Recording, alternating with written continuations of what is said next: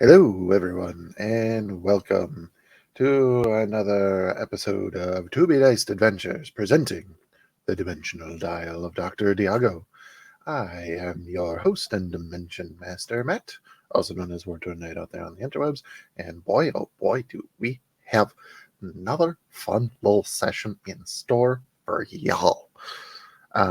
Let's just get right into the introductions so that we can get right into the role play. Let's start really quick with KJ. Hello, everybody. I'm KJ. You can find me on most social medias at kj.cosplay. I play Petrichor and Riley, depending on who is in control and or what other whims the DM decides to throw at me, who are the cleric paladin of the party and the rogue. Perfect. I guess that means it's my turn. Hello, my name is Taylor, also known as Nerdy Pinup Girl on all social media platforms, mainly active on TikTok and Instagram.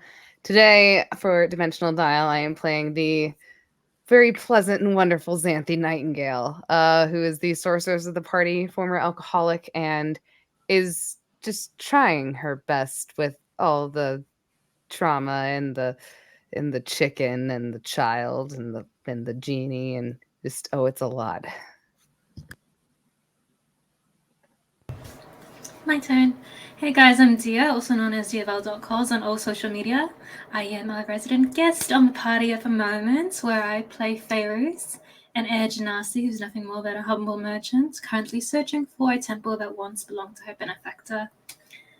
She is an air genasi in a land that is battered by winds and breezes, therefore she is one step removed from a god, and she acts to reflect such. Perfect. We will soon be joined by both Victor and Tarzan. Once again, just life and stuff, running a little late. We'll get there. Don't worry. I know they're both gorgeous. I want to see them too, but just give it a moment. In the meantime, last time on the dimensional dial of Dr. Diago, our party began the session with much anxiety as literally Barrow was hanging on by a thread.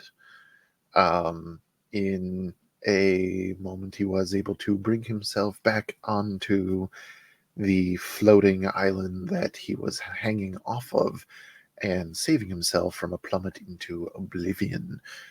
Um, this was um, this was followed by him taking a moment trying to gain a sense of what was happening in his surroundings when an odd noise caught his attention. That noise ended up being a courier of this new land, somebody who is it's their job to traverse from floating island to floating island. And as such, they do this with what they have named skyhooks and wingware. That's the word. Holy crap! Sorry, guys. It's been a long day. Skyhooks and wingware. Yes, these hooks on the ends of long ropes that they use to swing from flying mountain to flying mountain, and wingware, essentially glider suits that they use to bridge the gaps between these distances. This individual um, spoke to Barrow and let him know that he too was aware of a monastery nearby of the Way of Wind, saying that these kind of people, saying that Barrow reminds him of these people, although a more retro fit, if you catch my drift. And he then, with Barrow asking, he left to try and find a way for Barrow to get off of this island. Meanwhile, the party, seeking shelter from a desert sandstorm, with the help of Fairuz, they took shelter. They had a small bit of conversation and waited out the storm, leaving just before um, mounds of significance, meaning that something was burrowing beneath the sands, encroached upon their campsite as they were leaving. Um, but since they were leaving, Feyru said it's no worry about the Kruthic, and left it at that, basically. The group made their way towards the floating mountains and hopefully towards the settlement known as Oasia, when the courier crossed paths with them, and after a brief bit of very easy negotiations, yes, he led them directly to, by pure happenstance, their missing party member, Barrow the Blind Monk.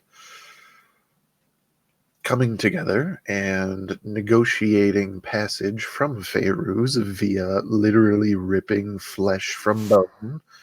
Thank you once again, Xanthi. The party made their way to the settlement Oasia and saw this sort of ramshackle town.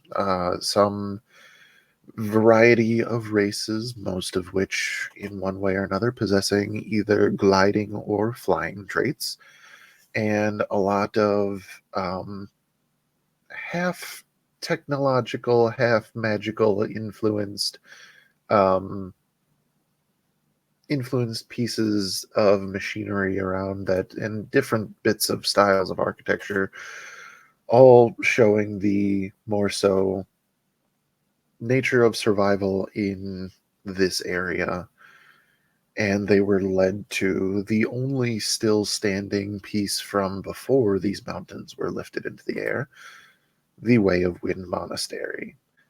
They were shown in, they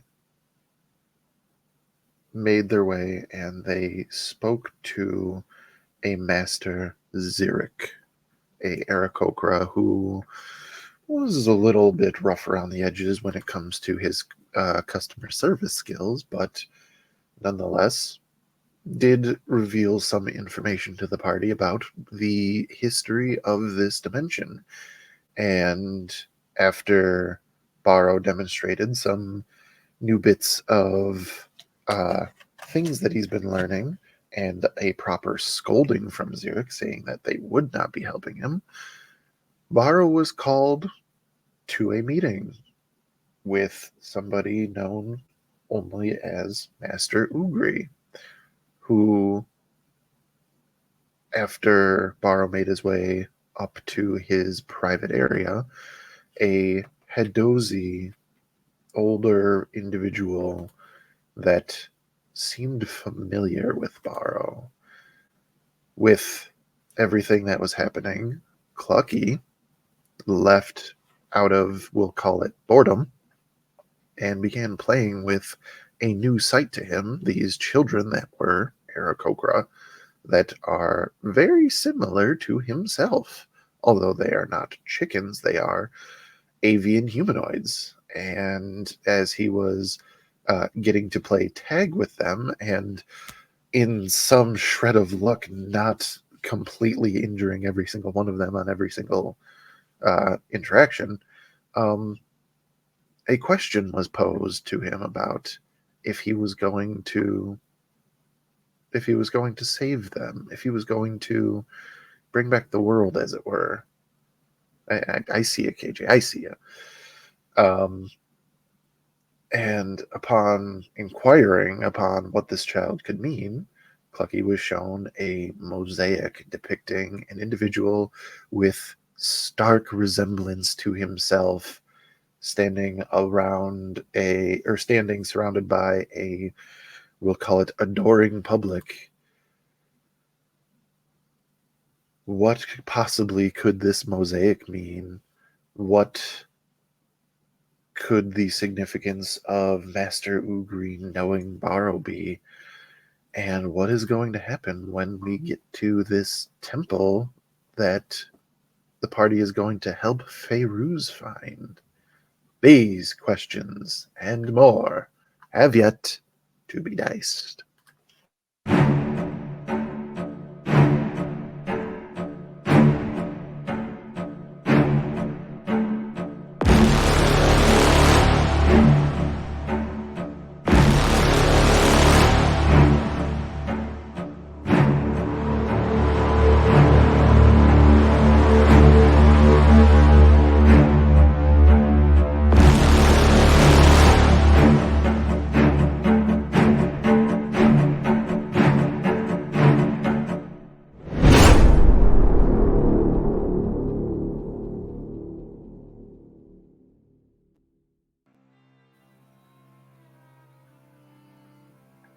We return to the main area of the Way of Wind Monastery. Or actually, if I'm remembering correctly, just outside. Petrichor, Xanthi, and Feyruz had walked outside in search of Clucky, I believe. No, Petrichor got caught trying to sneak into Hello, the room. I'm sitting outside the building Barrow's at. Yeah. That is one big building. You're not sitting outside the door. They stopped you very far short of that. I know, but like the door to the stairs, I'm sitting right there. Fair. Because the dude stopped me and I was like, okay, and sat down. So I think it's just Xanthi and Feyruz currently, because Clucky went and wandered off somewhere. Xanthi's just... The two plot point people are the ones that we're waiting on, but no matter, we'll make our own plot points. Thank you very much. So, hanging out around this monastery, what's going through Faeruz and Xanthi's minds? What is the thought process on their situation and where we might be going?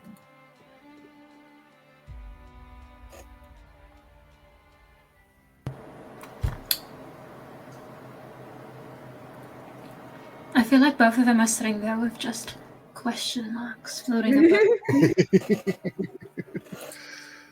That's what I'm imagining anyway. Xanthi, I would probably say, like, due to the fact that, like, one, what was Petrichor's role on stealth? Too damn high. Too damn high. Okay. I'm So I pretty would certain. say Xanthi is probably currently emptying the sand out of her boots. That's fair. And only to, like, just see more sand. Just, like, as she, like, goes to look to see if all the sand's gone, only to see more sand just fly right in with the wind. As she just goes... just goes and empties it out again. You should stand up and shake your trousers too. I don't even want to think about how much sand is in every single crevice right now, and she's gonna stand up and just kind of start shaking out her whole outfit. You hear like a loud clunk as she puts her chest down and just continuously just shaking out all the sand. Mm-hmm. And she's kind of like pulling at her like long sleeves and everything, just kind of trying to shake it out without having to disassemble her sleeves or anything like that.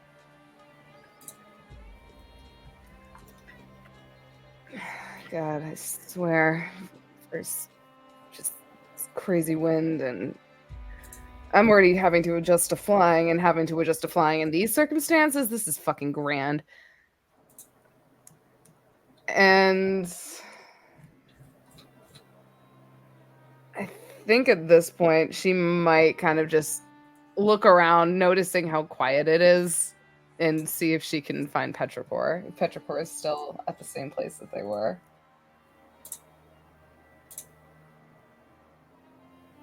Which I am guessing they're not. Nope. They are not. Where's your young friend? Xanthi just kind of sits there. Her eye twitches for a minute. She goes, God damn it. Both of them have the tendency to just wander. Petrichor! And she's just gonna... And then she's... At this point, she's then like... And fucking Clucky! Clucky! Varro's gone. Petrichor's gone. Clucky's gone. What the fuck is going on? At this point, Faeruz is casting Minor Illusion just to echo Xanthi's call of Petrichor, Clucky, and just rotates to them as they walk, as if with a megaphone, but there is no megaphone. I like it. This very much so has the energy of like mom coming to the back door looking for the kids to bring them in at the end of the night. You know, it's time to wash up for dinner. Where the hell are you? Yeah. So as you both look around for these ones, you're walking around outside. Go ahead and give me a perception check, each of you. Perception. Oh, I'm good at Perception. Perception. That is a 26. That is a 19 plus 7, 19, 20, 21, 22, 23, 24, 25, 26. That is also a 26. Look at you two. Goodness Twinsies. gracious. We're searching. Sorry. You guys are looking around, searching high and low. You're looking around. You again in the middle of a floating island. You're looking around. You see all kinds of floating islands around you, above you, and looking out more, you can see beyond on the horizon the edges of the desert that you have been in. You're also taking in every little bit of this settlement, the changes in sort of the patchwork architecture to make these shelters not just, survivable, but able to, have some level of longevity. And there's some people who are definitely eyeing you, Xanthi, up and down, because, I mean, people who fly, that's one thing. People who look like a dragon, that's another. It's not like glances that are in any way like, what's the word I'm looking at? Accusatory or insulting or anything like that. It's just like, wow, that's new. Like, maybe that's something we're gonna have to get used to seeing now. It's just, oh, I guess we got new neighbors. Like, whatever the case may be, it's just like, that's a thing we haven't seen before, but that's okay. I will say So, Xanthi will make a effort to try and give a friendly smile. okay, I have to do a performance check on this one. Do you have bangs? Huh? Do you have sharp teeth? No, she does not currently. That's if she's in her draconic transformation form. This is just like she pretty much has like her multicolored eyes, one of them being like a dragon-shaped eye, and her wings currently. As for performance, oh, that's another fucking 19 plus 5 for a 24.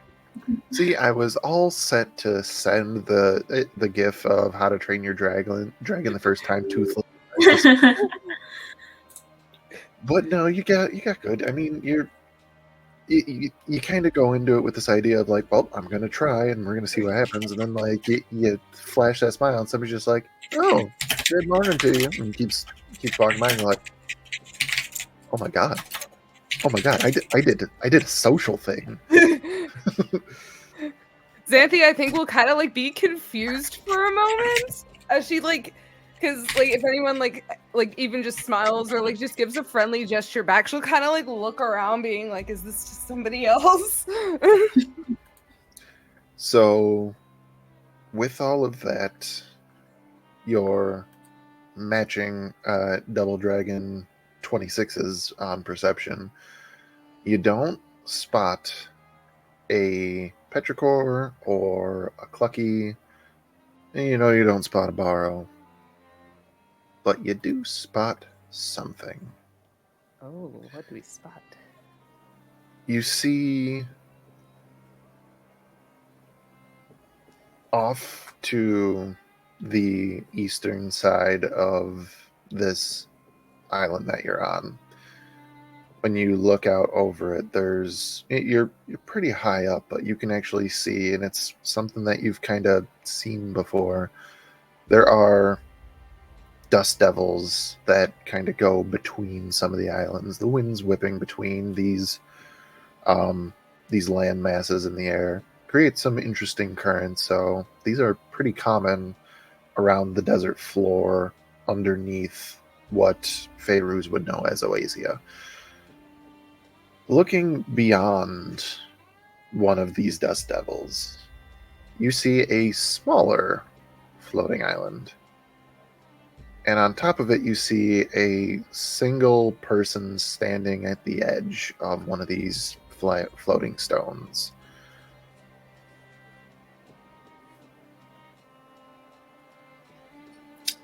There was an intrusive thought in my head that said, "Do a backflip." What do they look like, or do we just see like a figure? Do we recognize them? Let's find out. What? What? Oh! Oh my god! Yeah, I do. Hi, Ren. How you doing? Oh Good. God. We get 2 surprises? No surprises. Come back to camera, Taylor. Oh, goodness. So that being said, Ren, what does this person look like? This this person, you can see the thing that you would see most is there appears to be some kind of iridescence, some kind of reflectivity to this armor that they're wearing. Half of their lower face is covered in a mask that seems to be made of a similar material. Their hair is short on the side, but curls and drifts in the wind on top of their head. Dark skin. And they seem to be waiting, timing something. Are they okay, Pharaohs? Are they like I've been here before, but like are they Huh? Are you okay? She's just gonna like Xanthi's just gonna kind of yell over at this person just standing on the edge of a rock and just being like, "Are you okay?" To where Xanthi was indicating and just sort of like spins for a moment and then raises her hand. Janai, what are you doing?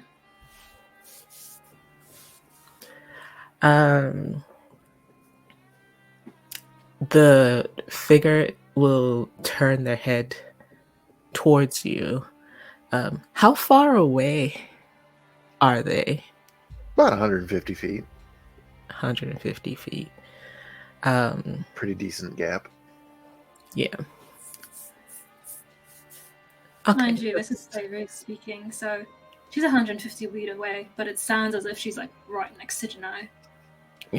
Which is probably why he turned. Janai waves a hand, and then looks back and begins to run towards the edge of the cliff. Oh, there they go. Pharaohs, what are they doing? What? Oh dear God! Oh fuck! It's Her fine. her wings are kind of like instinctively gonna go out, being like, "Do we need to catch them?" No, I'm sure they wouldn't do anything they couldn't handle. I don't know what they're doing, but I'm sure they can handle it. I don't know either. That's why I'm worried. Hey, Dia, what was that intrusive thought you had? Do a backflip. And Janai, what are we doing? We are getting a nice running start as we run towards the edge of the cliff, do a spin to face the air towards the back and backflip off. Give me a acrobatics check, please. Sure. With advantage. You've done this before. Xanthi is Or just sitting you've done here just things like this staring. before. It's just... Oh, wait. 25. 25. Expertly. You spin through the air, letting the updraft catch you and carry you that little extra bit further away from your jumping off point. And as you reach the arc of your jump and you feel yourself starting to descend, you go into that backflip and you're looking down at one of these dust devils.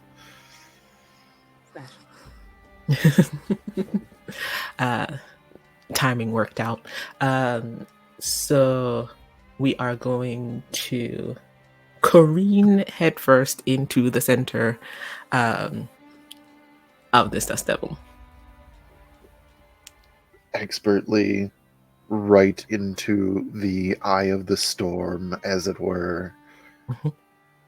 The rush of air around you, and it's one of those things that you kind of get used to doing what you do, and it's that you're falling at such a rate that the wind is moving so fast. It's just your own thoughts that you can hear. There is nothing else in the world. It's just what you see and your own thoughts. How do we handle this?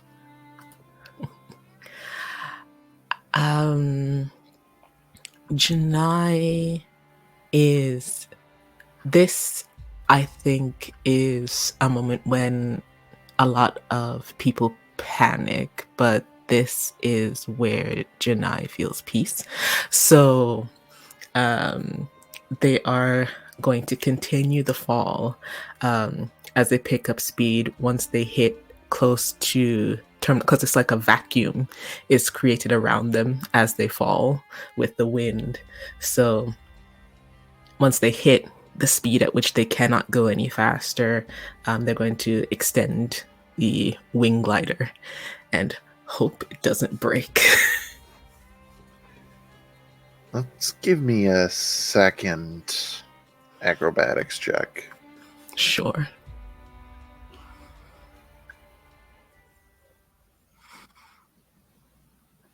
Still 25. Nothing if not consistent. Look at you. You deploy the wings of this glider, and like you can feel the creaking and of it flexing against itself as you feel yourself on this glider get pushed back right up where you came from, a spiraling motion taking you up and out, and you with this 25, knowing where Feyruz and this other person was, you spot your exit point and rocket right to that, arcing in an impressive arc straight above and then directly towards them. Yeah. I think also Janai, because they have this like upswing, are gonna start coming down, and they're coming down hot. They're coming in real hot. Feyruz and Xanthi, this person is Are now they headed right towards us? right towards you, Ma. Headed right towards us. All right. Xanthi, is there a risk at the velocity that they're going at for them to end up like sliding off the other end of this rock that we're on? Oh, the other no. This is the one that you're on is big enough to hold like a small town, basically. So, like, I mean, maybe one of their other stunts that they've tried before, they possibly couldn't stop, but this one they wouldn't make it that far. Okay.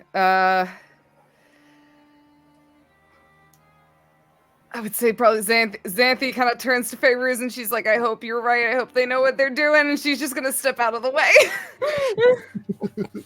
Feyruz is just standing right next to you in the same spot, just going, well done. Can you stick the landing? Oh, they're coming in fast. Be careful. No. Just air signaling. I think as they're like careening towards you, you see Janai just flexes the wings of the glider, and it's almost like a bit like air brakes. So it just kind of like slows, but they still end up doing this tuck and roll as they come towards you, because it slows down, but not that fast. So Xanthi just kind of sits there and just looks at them, just. Yeah, after careening, it's careening in control, we'll say. I wonder if anybody's ever said that before. So yeah, careening right down towards these two individuals, slowing down enough that you can tuck, roll, and by the time that you finish your roll, on your feet, in the exact amount of distance that you want to be away from these two individuals, who one looks almost mortified, not sure what was going to happen, and the other one just very much so happy. Is this a friend of yours, Feyruz? A dear customer. Both of you hear in your mind, yes, I've had dealings with Feyruz before.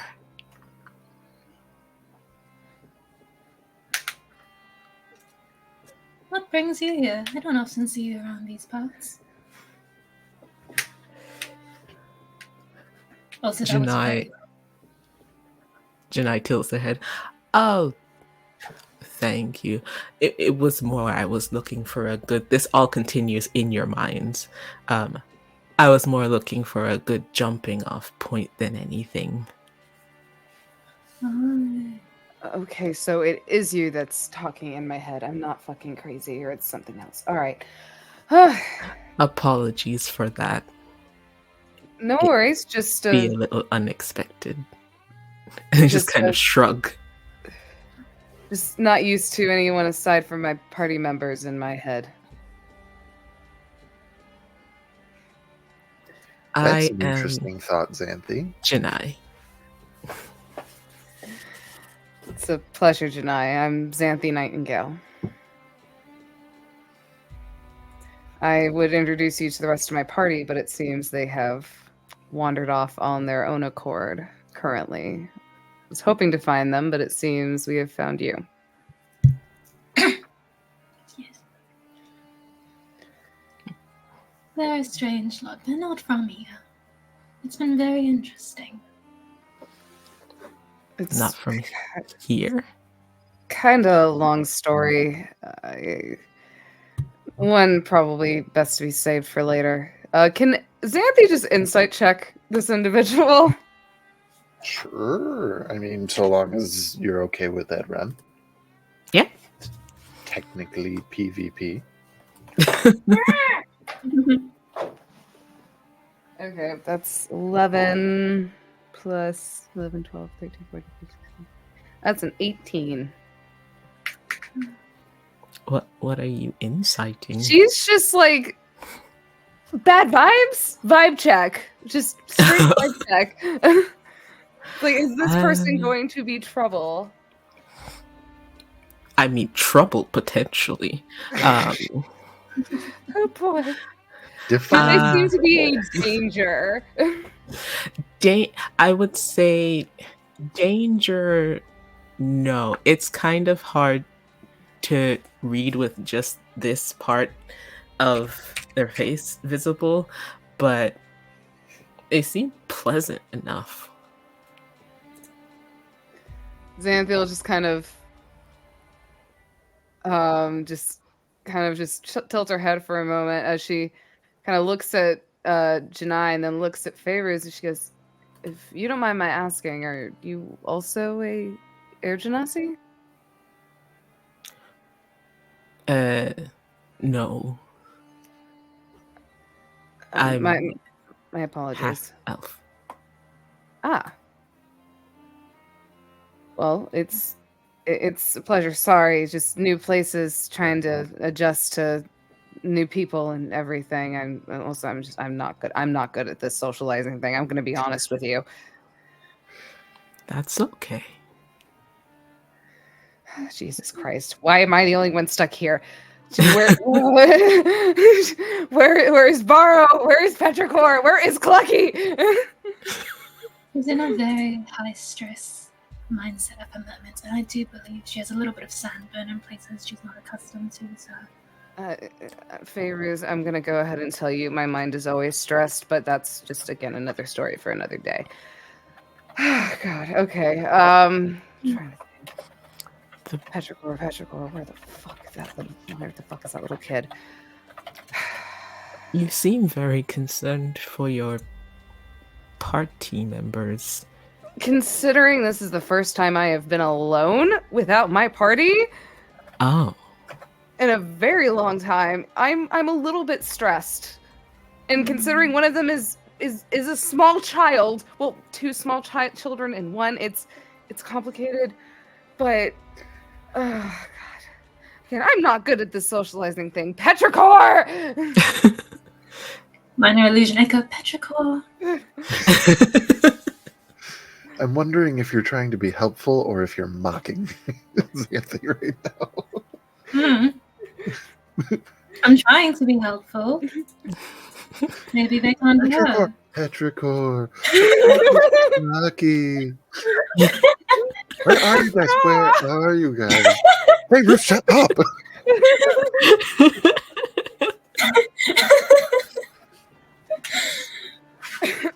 And like the thing is, there's no spells that Xanthi has to like track the child.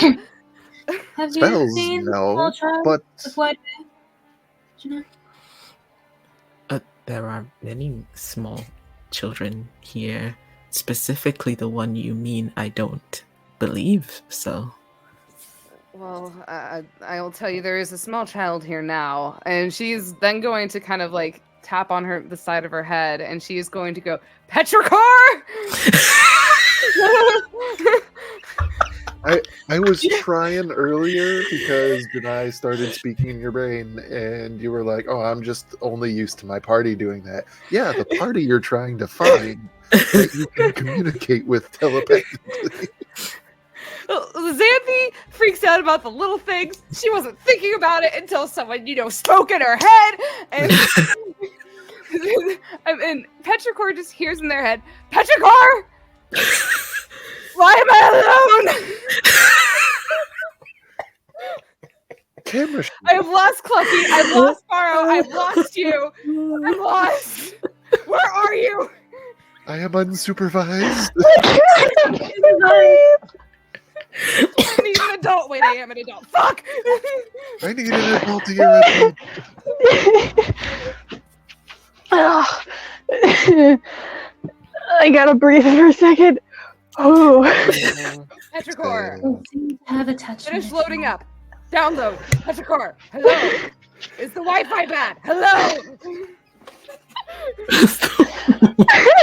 Wi-Fi. That would be funny if it wasn't so true. Phone interface. Go. Petrichor hears that and from their crisscross position, just sentinelizing this door. Kind of hears it, winces a little bit at the immediate scream in their ears, and just... I don't know where I am, but I'm waiting. Well, do you have any idea, can you tell me where you are? Because I'm here by myself. We just met someone Feyru knows, and I don't know where Clucky is. Clucky's probably off doing Clucky things. I honestly, I don't even want to know what he's doing. But can you describe where you're at least, so I can try to find you? I wasn't paying attention to where we were walking when I was following, so... Is there an open roof, or are you inside, or are you outside? I'm inside, right? Yep. I'm inside. Okay, do you remember the building of which you went inside? It was the same building. You never left. Same building. I didn't leave. I just went further in. Okay, all right. Xanthi's gonna turn to Feyruz and, I'm sorry, it's Janai, correct? Alright, and Janai just goes, okay, I think the little one's inside. They don't know where they are, but I'm gonna go find them. And she is gonna kind of turn around, start walking, and then she kind of pauses and she goes, Can you maybe lead me to a door? I have no idea where I'm going. Please. So, you all make your way back towards the Way of Wind Monastery.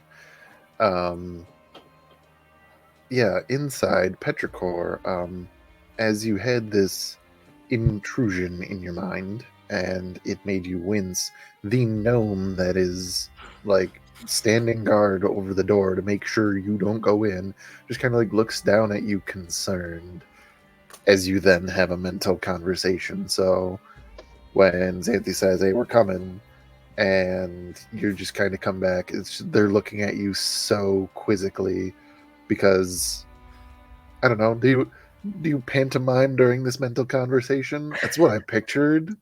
Literally, what's happening is, as it's all happening, he just watches this.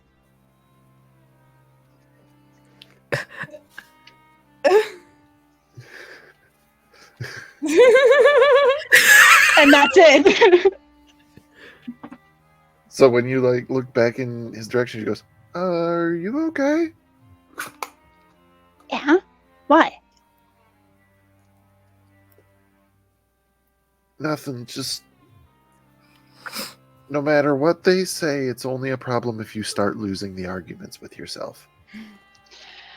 That, well, to be fair, that happens all the time, but it's not with myself. It's that's a whole story that I don't need to have with you. I will warn you, because you're guarding here and you won't let me by. There's probably going to be a couple more people show up at some point. That's fine. They're not allowed in either. Whatever. Whatever. Just shut down. Oh my god. Petrichor I is was getting a just bit of a telling you Riley so tune. I you love knew. it. Because if you know, then you can't get mad at me when people show up. Well, I love that Petrichor is just getting a Riley too, just so hardcore. Like it's getting a Riley-tude. Oh no. I think that's my favorite comment. So, you wait for a moment. Xanthi, Feyruz, and Janai, you start walking into the Way of Wind Monastery like you have been. Xanthi, give me an insight check. It's a low DC, so nothing too crazy to be worried about. I just want to see how insightful you're being. I don't know why. The 19s are rolling today. That's a 19 plus 7 for a 26. 26? Again with the 26. Here we go. Yeah. So, with the This is gonna bite me 26, in the ass later. as you're walking up the steps into this monastery, you sort of following, I believe Feyruz would be the one leading. The monks that you're passing are giving nods in your direction, but they're not nodding at you. They're nodding at Janai.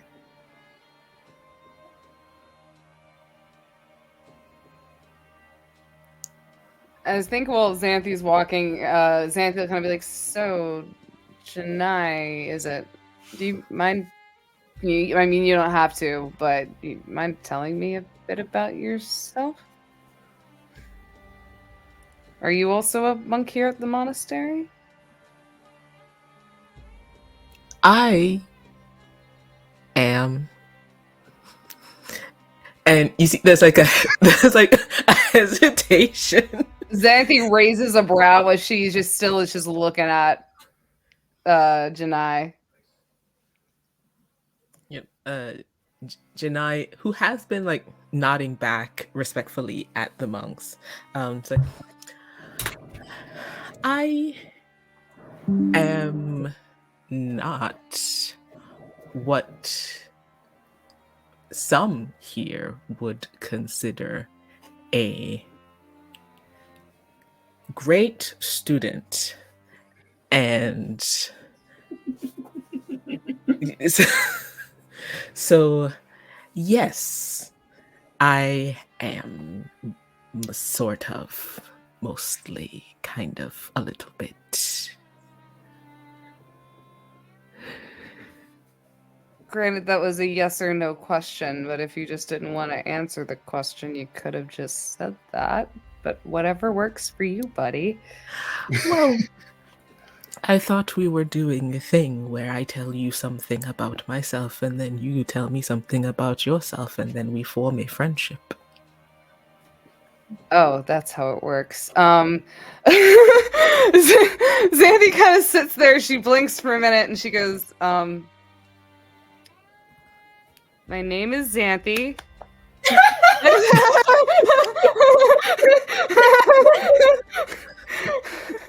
I am a dragon! All right, that's it for this stream, everybody.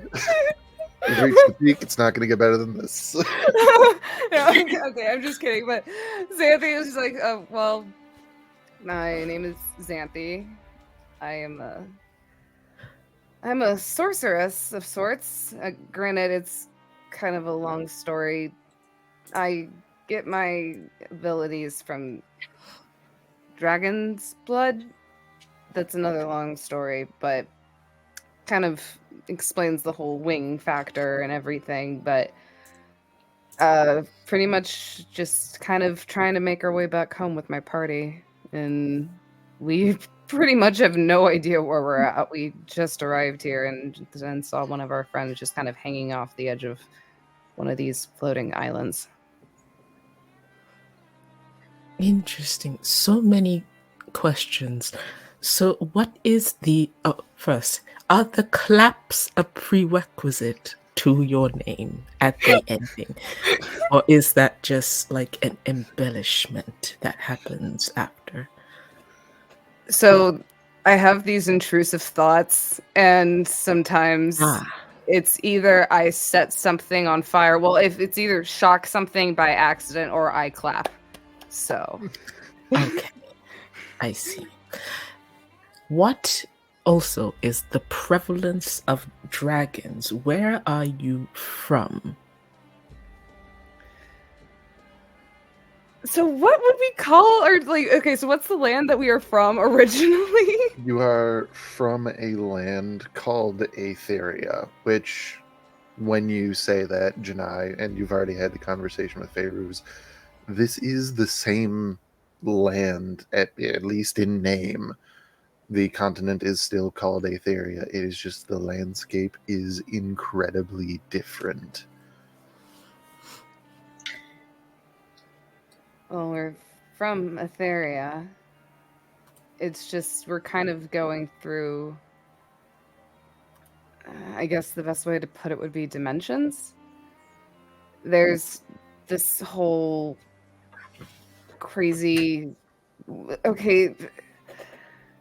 So the little one honestly explains it a lot better, considering I can do magic, but I don't quite understand it. It's more like I don't think and do, it's more just zap.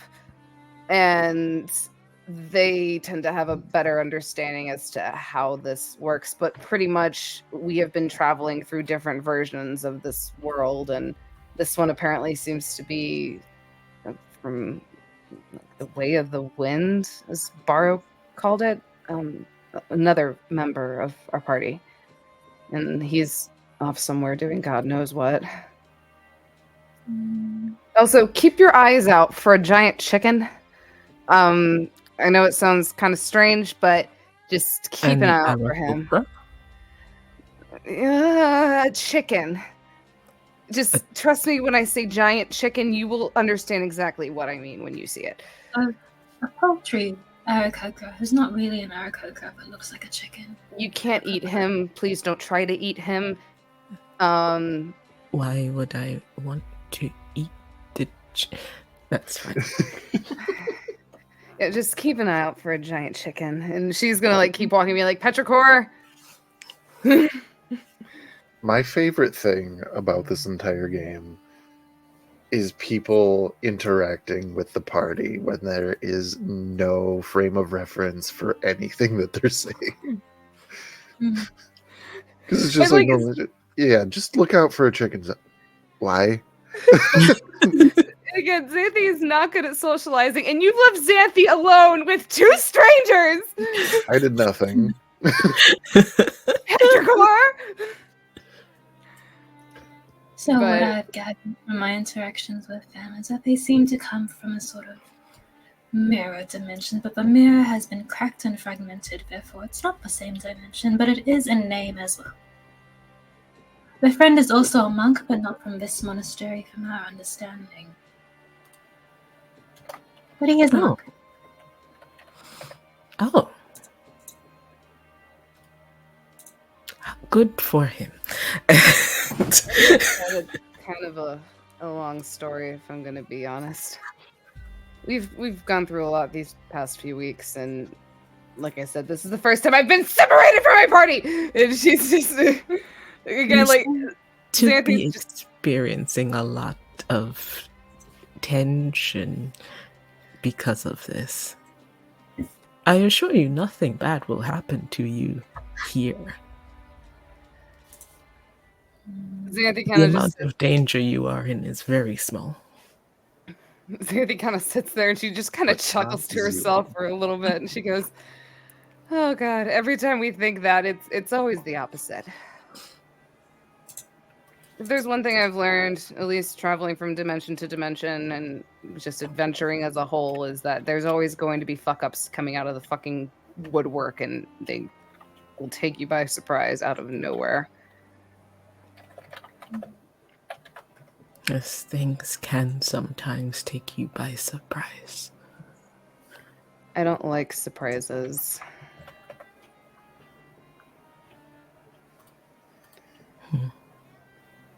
They will try to keep them from you.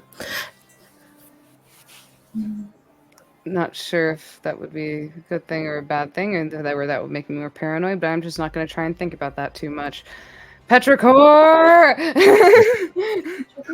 Walking through the monastery, you do eventually get to a portion where there's a larger room, sliding doors, and when you enter, there's just a couple things on the walls, like little murals, if you will, and there, seated very patiently next to a door that is guarded by a gnome in monk's robes, is Petrichor.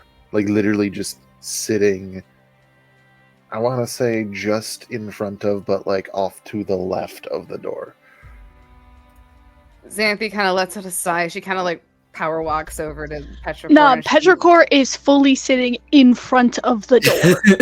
Directly in front. Directly in front of the door. Well, Xanthi's gonna like power walk over to Petrichor, kind of kneel down to them, just like, there you are. Jesus Christ, you scared the shit out of me. I swear to God. You know where What? I'm Varro fine. is? Or have you seen Clucky? They both just disappeared on me. Don't know about Clucky. Barrow's in there. He won't let me in, so I'm here. And it's like seated facing the door, so it's just talking over their shoulder to Xanthi. Okay, that tracks. Fuck. And you haven't seen Clucky, like, at all? Nope. He left before I did. God damn it. Anyway, Petrichor. This is Janai. Janai, this is Petrichor. Petrichor will just like lay down to look behind them instead of turning around. You hear in your head as well, greetings, small one, Petrichor. And Don't there's also do Riley, that. but you'll meet them later. To Janai, just don't do that. Janai looks visibly confused and continues to speak to you in your head. Do what? The whole speaking in head thing, don't do that. I have bad experiences with people talking in my head without me giving permission. Recently, actually. That's another long story. Janai will, in Xanthi and Feyruz's head, not to Petrichor, say, the Petrichor does not wish for me to speak in their mind. However, I cannot speak another way. So, Well, that's problematic.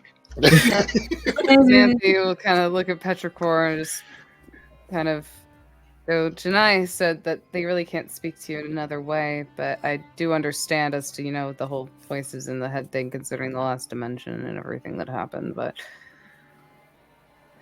Maybe they... And will actually spin around to face Janai. Permission could be asked, or we can translate. I'm sorry for being a little insensitive.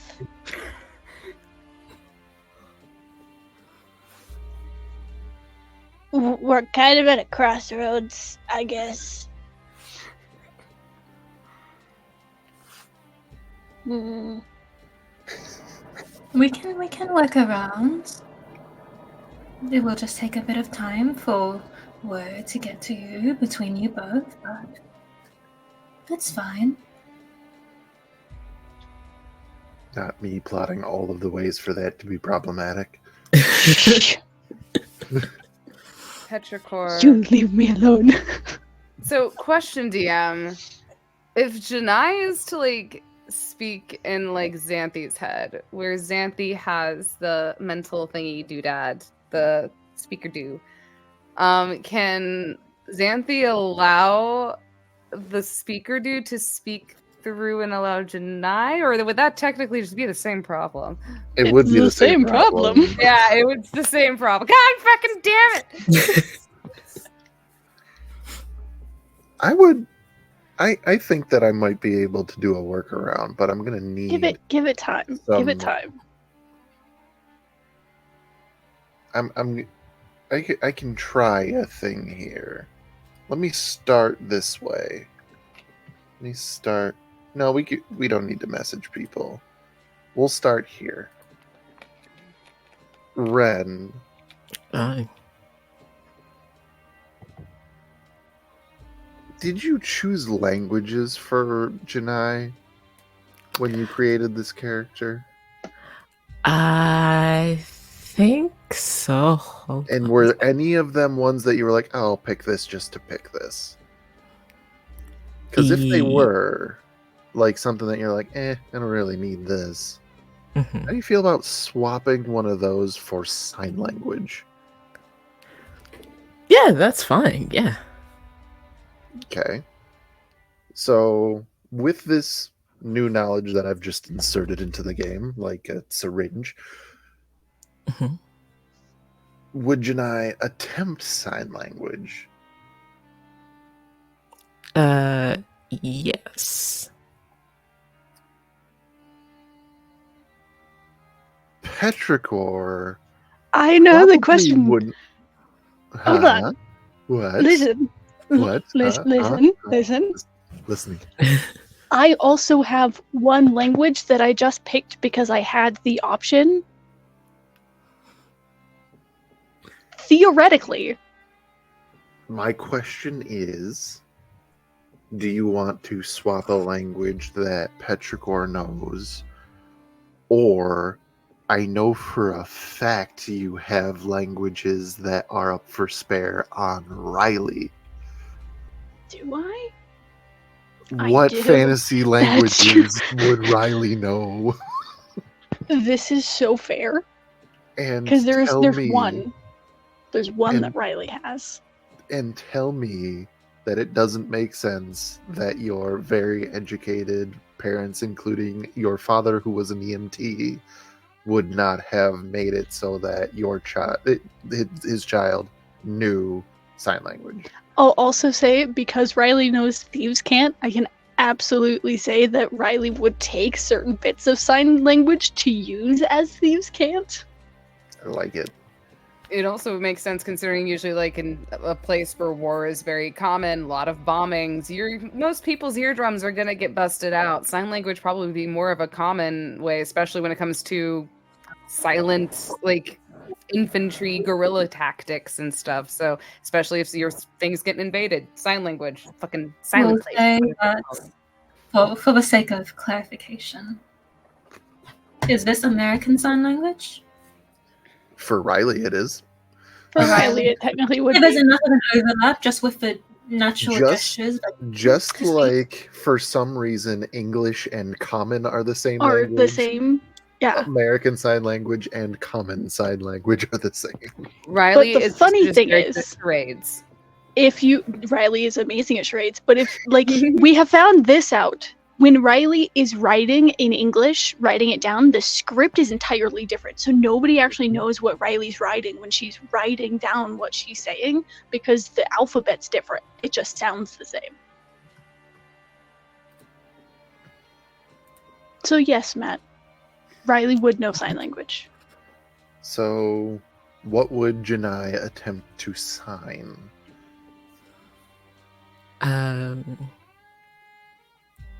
Janai would sign apologize if what I did was intrusive. So, in this headcanon.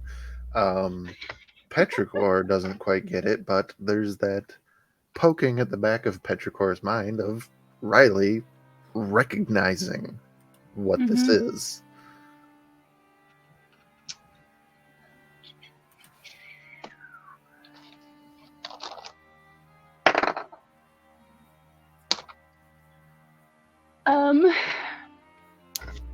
There's no way that Riley would be like, let me try to siphon this through you. Riley's like, hey, hey, hey, hey, hey, hey, talk.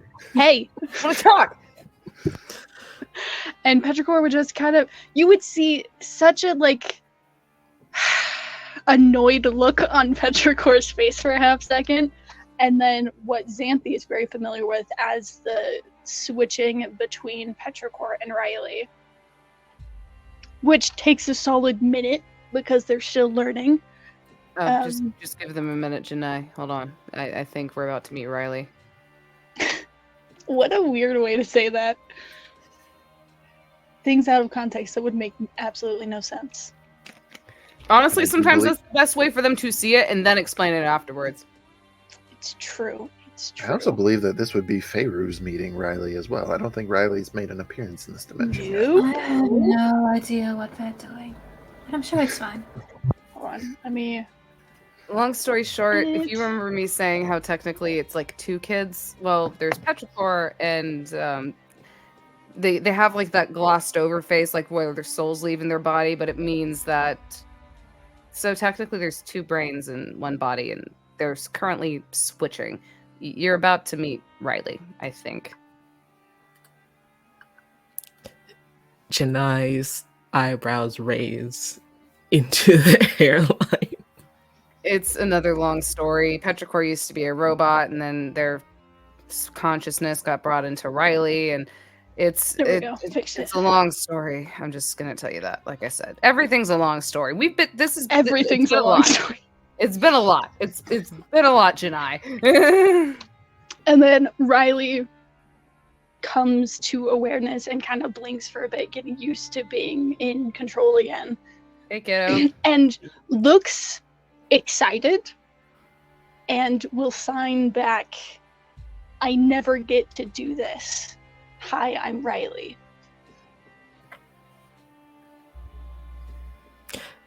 So Janai will continue for communication telepathically with Xanthi and Feyruz, but sign back to Riley.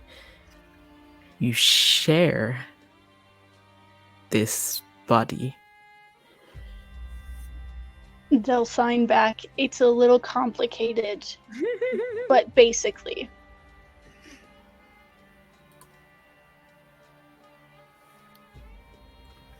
They just seem to sit with that for a second.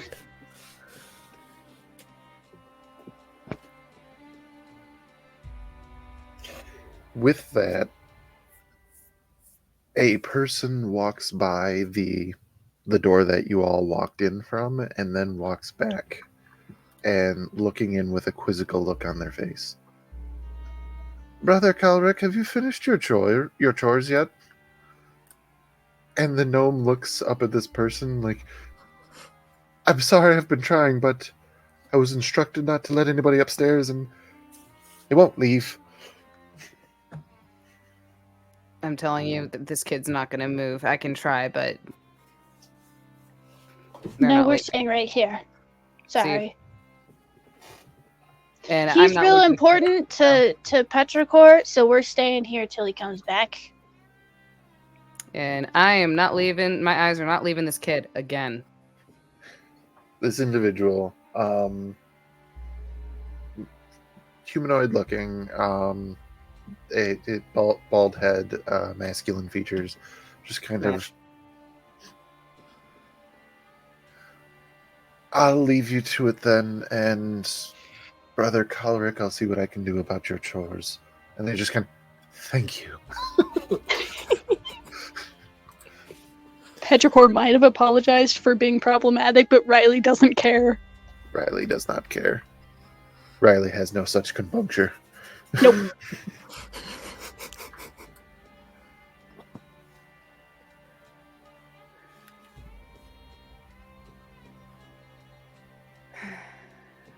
Ren looks like they're thinking. I am. It's a visible process. It happens all across my face. Fairies has just interpreted it as if when channeling through your familiar, you can use the senses of the familiar. So she's likening it to that. Because there's no other explanation in her head. It's just the most convenient way to think about it. The friend that you're waiting for Mhm. is the monk. Which one is that? His name is Barrow. He's blind. Really close with Petrichor. He got told to go up there, and we're waiting on him because he won't let me through. Well, wouldn't let Petrichor through, but he won't let me through either, so.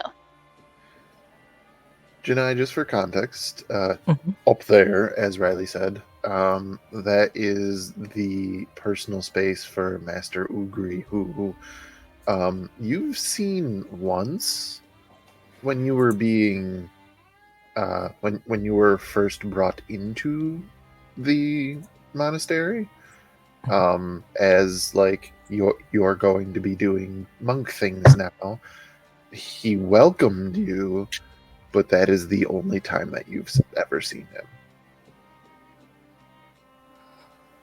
So this is this is serious business. That's what's Yes. happening.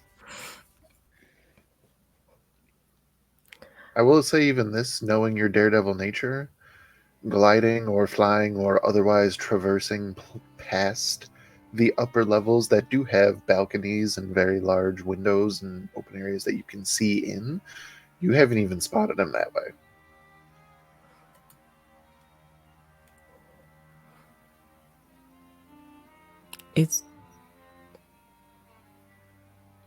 Has your friend done something wrong? We're not from here, so there's no. I mean, to be fair, dude in there, his name starts with a C. I didn't catch it. It's funky. He was upset with Barrow because there's a form of something that he did that apparently is what caused the rift to happen here, which is why everything's the way it is. But like, he just did that to basically survive a trip he went on because he's blind. So he sees by vibrations, and there weren't any because he was in the sky. So he was doing whatever, mimicked what he did. Homie didn't like it, but then this guy over here came over and was like, "Hey, Master, I don't remember what the name was, needs him." Yada yada. Off he goes. I followed. He's up there. I don't know. So yes, he did something wrong, but it was not his intention to be harmful. I was just trying to see how serious the situation was. So that's fine. I love that Okay, all of Riley's attitude is being siphoned through sign language. This is the sassiest of sign language. There's a The lot. sassiest of sign languages. There's a lot of embellishment on certain words. Some words that you don't even know what they mean, like homie. You've never heard that before. It's like friend, but it's signed differently, but it's close enough to friend. Oh no, Janai is absorbing all of this. It's very good. I think Janai will say, it is difficult to say when they will be finished, as I have not spoken to Master Ugre in a long time, and only for a short time. So he's one of those high ups with a superiority complex. I don't know about that second part. The high ups, yes.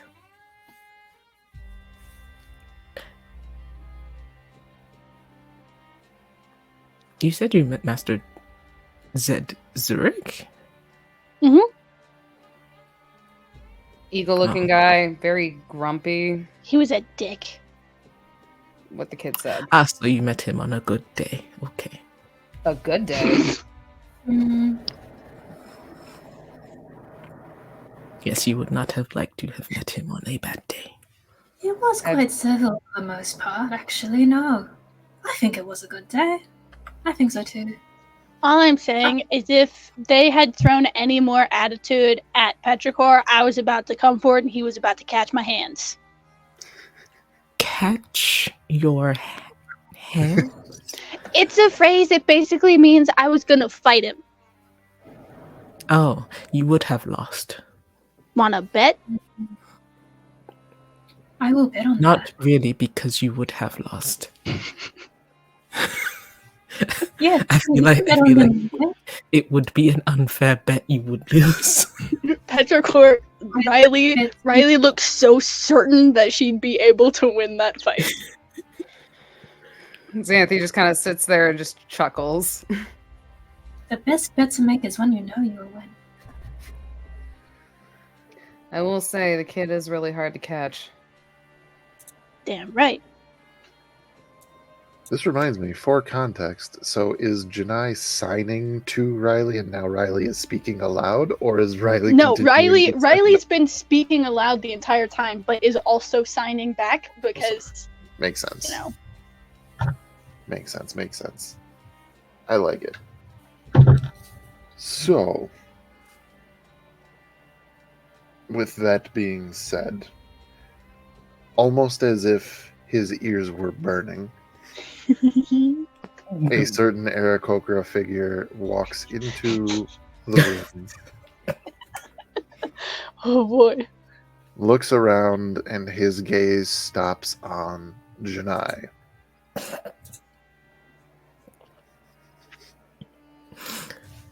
Janai, have you done your chores today or at all this week? This week, yes, Master Zurich. Some of them. 2 of them. Then do you have time to be fraternizing with guests? Well, one of the conversation is now split as Jedi continues to sign. I like that this was like telepathic, and then the cough happened in real life, and then it's telepathic again. Well, one of the newcomers appeared lost, so it Very was lost. of practicality that I led them back to where they could find their friend, and I have done so. They were doing their duties or whatever. They were being helpful, Mr. Eagle guy. They weren't being a dick. I didn't say that, the kid did, but I do agree. Much better hospitality, if I'm being honest. I just threw an insight check to make sure, like, maybe he's gonna roll really low and not know that Riley is directly calling him a dick. It's obvious, my guy. I got a natural 20. Yeah. Oh God. The dead stare at this child that seems to have all of this audacity. And then in a moment looks back at Janai and then back at Riley and just goes,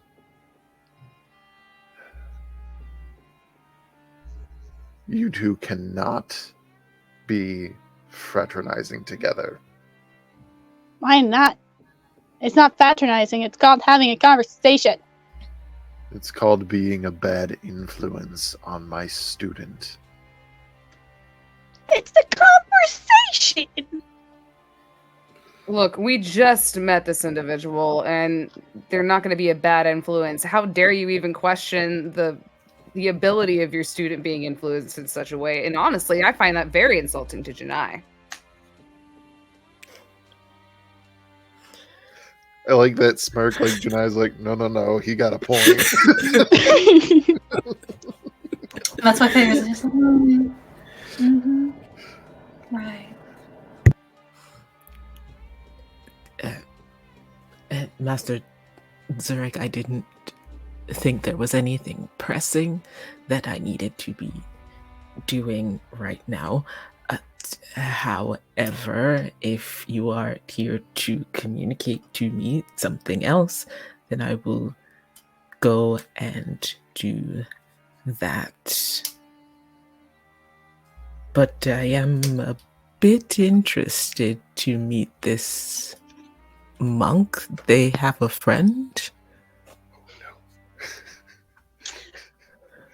Oh boy.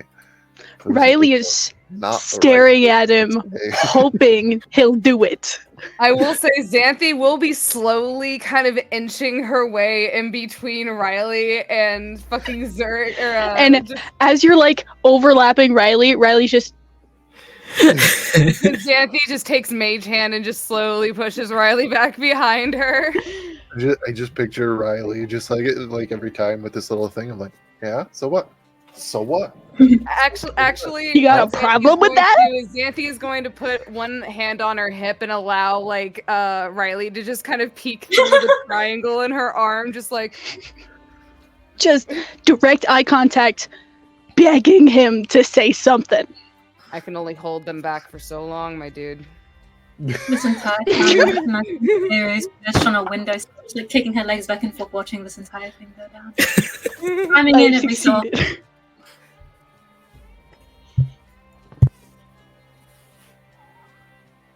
I rolled to see if perhaps he would be done with this shit. Or if he would press the issue.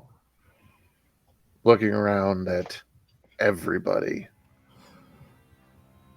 You just like one after the other. And just like the rising breath in his chest of the most lecturing of lectures for all of you, mind you. You can all feel that you were about to get like a god tier tongue lashing for, and you don't even know what you've done for Xanthi's most of showing you. deadpan emotion, just staring right at this guy, just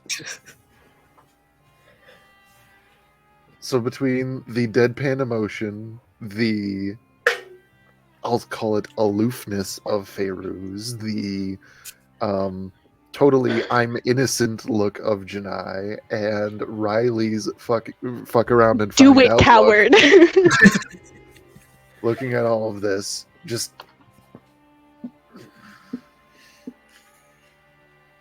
10 minutes and walks away. Riley legitimately does this as if she's won. It's just this feeling of like, I know I'd win, but it's too much to just go. I would win, Xanthi but kinda, at like, what cost? pats Riley on the shoulder and is like, "You did good, kid." Yeah, right. He's scared. He was terrified. I'm getting bullied by my players right now. Yeah, walk away, Big Bird. Let's go. Walk away. Called him Big Bird. Oh man. He is a big bird. Where's your friend? Listen. Snuffleupagus? Listen, man, I don't get to do this often. You let me play a 10-year-old kid with the audacity of a 50-year-old adult. What did you expect? Oh goodness gracious. So This you've is been my given bonding time. 10 minutes, Generous. but it appears that Borrow is not going to be coming down anytime soon. And Clucky is still MIA. How shall we occupy ourselves? Xanthi's gonna kind of look at Riley, just like, "So, kid, are you just gonna sit here the whole entire time, or should we try to look for Clucky?" If I move from this spot, Petrichor will never let me hear the end of it. Petrichor did just hear from Xanthi in a roundabout way that Clucky is missing. Does not matter, my guy. I'm just putting it out there and as a just in case. What the fuck, dude? Where'd it go? Well, here's the thing, Riley. You're fronting right now, so what do you want to do? I don't care.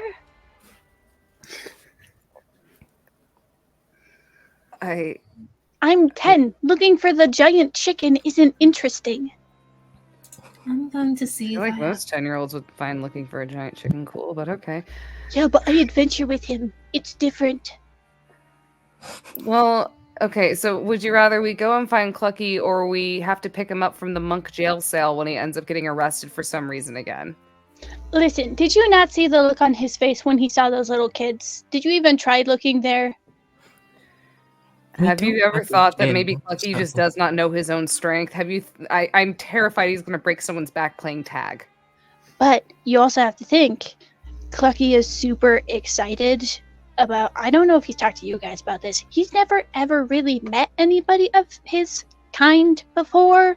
So this is like huge for him. He's gonna take it a little more delicately. That's how this works. If a little kid had been killed or injured by Clucky, you would hear a mother screaming. That's my point. I would like to find Clucky before we hear a mother screaming. That's my point. Well, I just threw you with the idea of where he might be. Look for a flock of little bird kids, and he's probably there. I do Also, love. many of the children here are very well trained. It's very likely that a group of them could take him down. Oh I my would god, love I'm to going see to that. stat swarm of children. I want to see that so bad. Oh my god. Question. I do answer. Are we just wanting for someone to wait for your friend, or does it need to be you both to wait for your friend? If Is this I part of- move from this spot, Petrichor will murder me. But you share the body. How will... I don't think Petrichor will murder you, consider you share a body. You don't understand. We share the same mind space when we sleep, and we have different physical forms in our dream realm. Petrichor can absolutely murder me. That is horrifying to think about. Like, I have arguments in my own head, but that's just, that is a whole different ballgame I don't even want to think about. Okay, all right, kiddo. We have these. Keep in touch. I feel like Riley has been watching the evil Petrichor TikToks.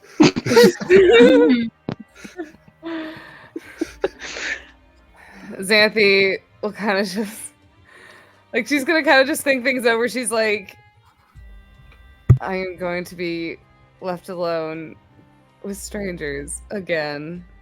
Well, you're going to find Clacky, and Feyruz isn't a total stranger. Took a long time for me to even just to get used to you guys. Oh, that reminds me. What's your name? And we'll sign what's your name to Janai. Janai will sign spell Janai.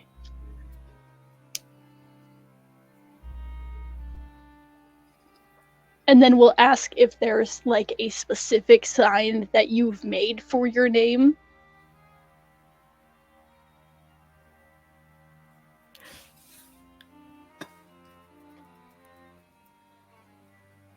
Asking the real questions now. Listen, I have done research and I have been friends with people who do sign language, and they will give people signs for their name to make it faster in conversation. Yep. I think Janai considers it and then is like, they say no. Basically, I haven't had to use this in a while. Do you want one? Sure. And Riley will sit and think for a second. And we'll come up with one that I'm not gonna try to do because I'm gonna butcher it and make anybody who does sign language so unhappy, especially if Ruby is in the chat, because Ruby knows a little bit of sign language.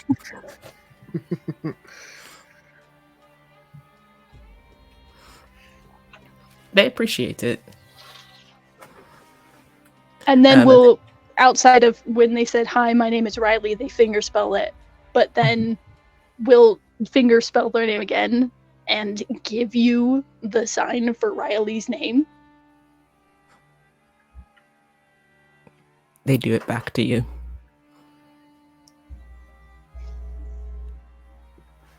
I love this. I also do love earlier the energy that Riley had, which was basically, come on, your little brother is missing, and then replying, so? Fucking sibling energy. It's Listen, beautiful. Riley had an older brother who would be told, hey, Riley's missing. It's like, and? She gets to do it now. That all being said, waiting for Barrow and Clucky still in the wind, and introductions to be had, and 10 minutes given. We are going to take our break for a moment, and we will come back and we will see what we will see about where this wonderful, chaotic group of individuals takes us. See you all on the flip side.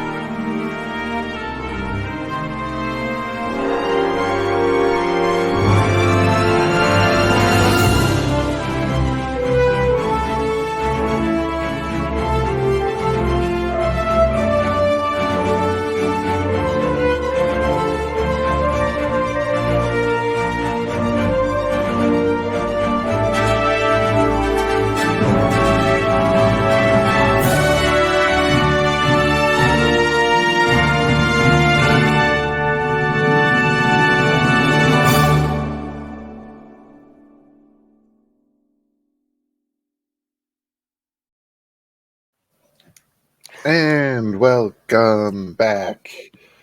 And also welcome to two people who are going, why are there so many boxes of people here? We need new friends. Indeed, we have made new friends. Smash. We like having new friends. We like having new friends. We like having new friends. So yes, welcome back once again to the Dimensional Dial of Dr. Diago, as presented by To Be Diced. That's us. That's all of these people. And you can see more of these people on days like tomorrow, where we are going to be doing a Tales of Arden one shot, as we are trying to get a couple more people back together. Scheduling is the second real BBEG next to capitalism. That's just all I have to say about that. Freaking So, capitalism. one shot tomorrow. We gotta figure out what we're gonna do for that. This is gonna be a good time.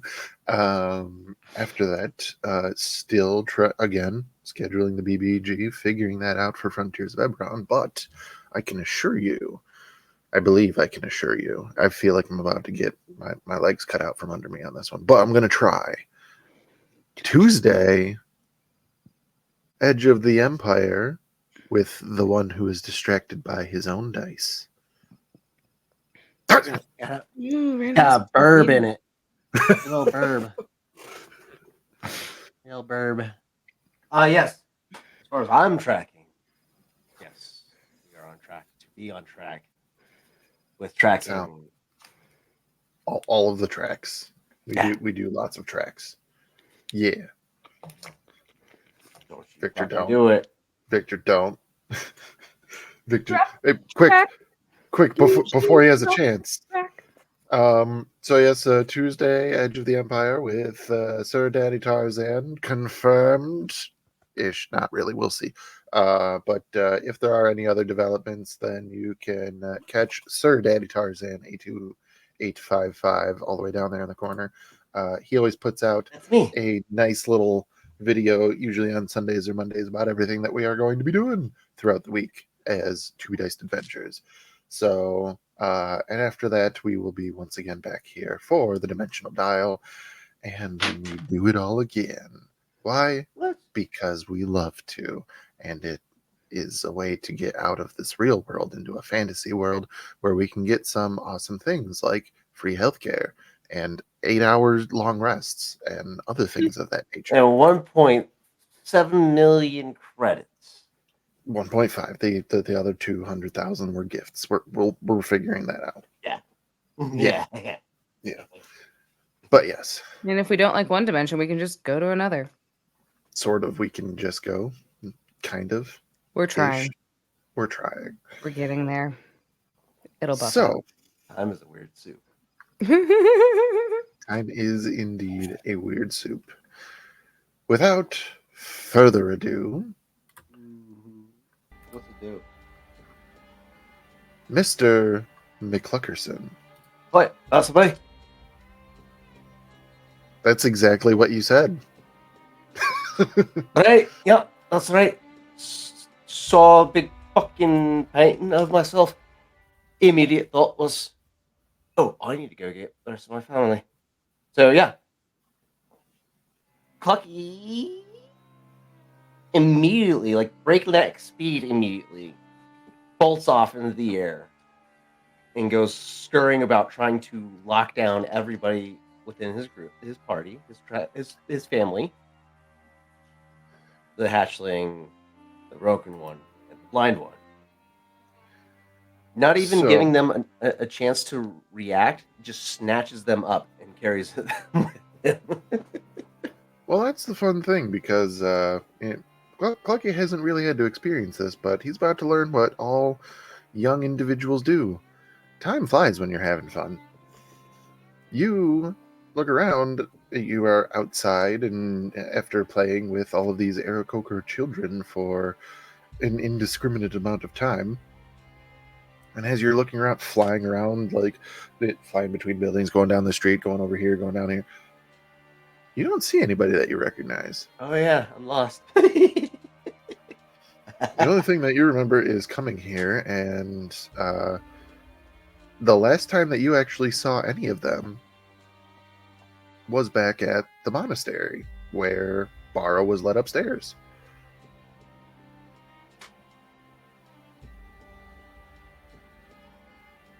You, I believe the words were sort of, well, verbatim, got bored and left before anybody else did. Yeah.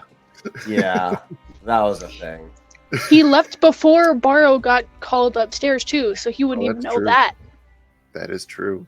So, with Yeah, all of that, Poor Cluck.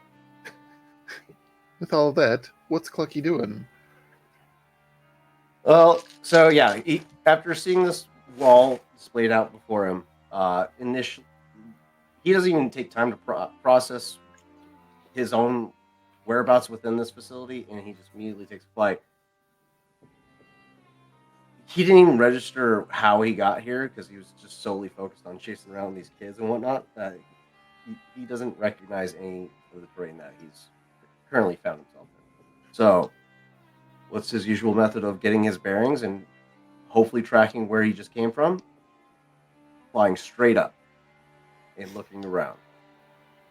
You do, and the tallest building in the settlement of Oasia is in fact the Way of Wind Monastery. So it is the largest building and most easily recognizable. Yeah, once he gets that heading, he'll maintain his altitude and just fly that way, just taking in the terrain as he goes. First thing, I think he last recalls that Xanthi was the last one closest to him before he just got himself lost, and is looking for her specifically first. Okay, so flying down, going in the front door. Yep. Alrighty. So you Unless fly I can down. flying overhead. Well, I mean, listen, I don't try to predict what Clucky is going to do. Lucky is unpredictable. There is no. He is, in fact, unpredictable. So, you fly down, rushing right past several monks, who all are taken aback at the speed and, the just overall power that you have going right by them. And you make your way inside. You make your way inside and start looking around. In the main hall, you don't see everybody where they were.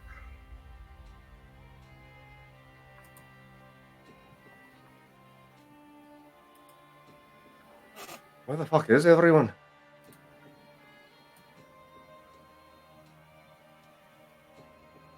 He starts thinking about how he's witnessed Barrow get his senses bearing, and how he's picked up on the hatchling too, starting to replicate that similar behavior. He pulls out of his little bag of holding on his hip a great club that he's used once before on a bugbear. Finds a pillar and just smacks the shit out of it.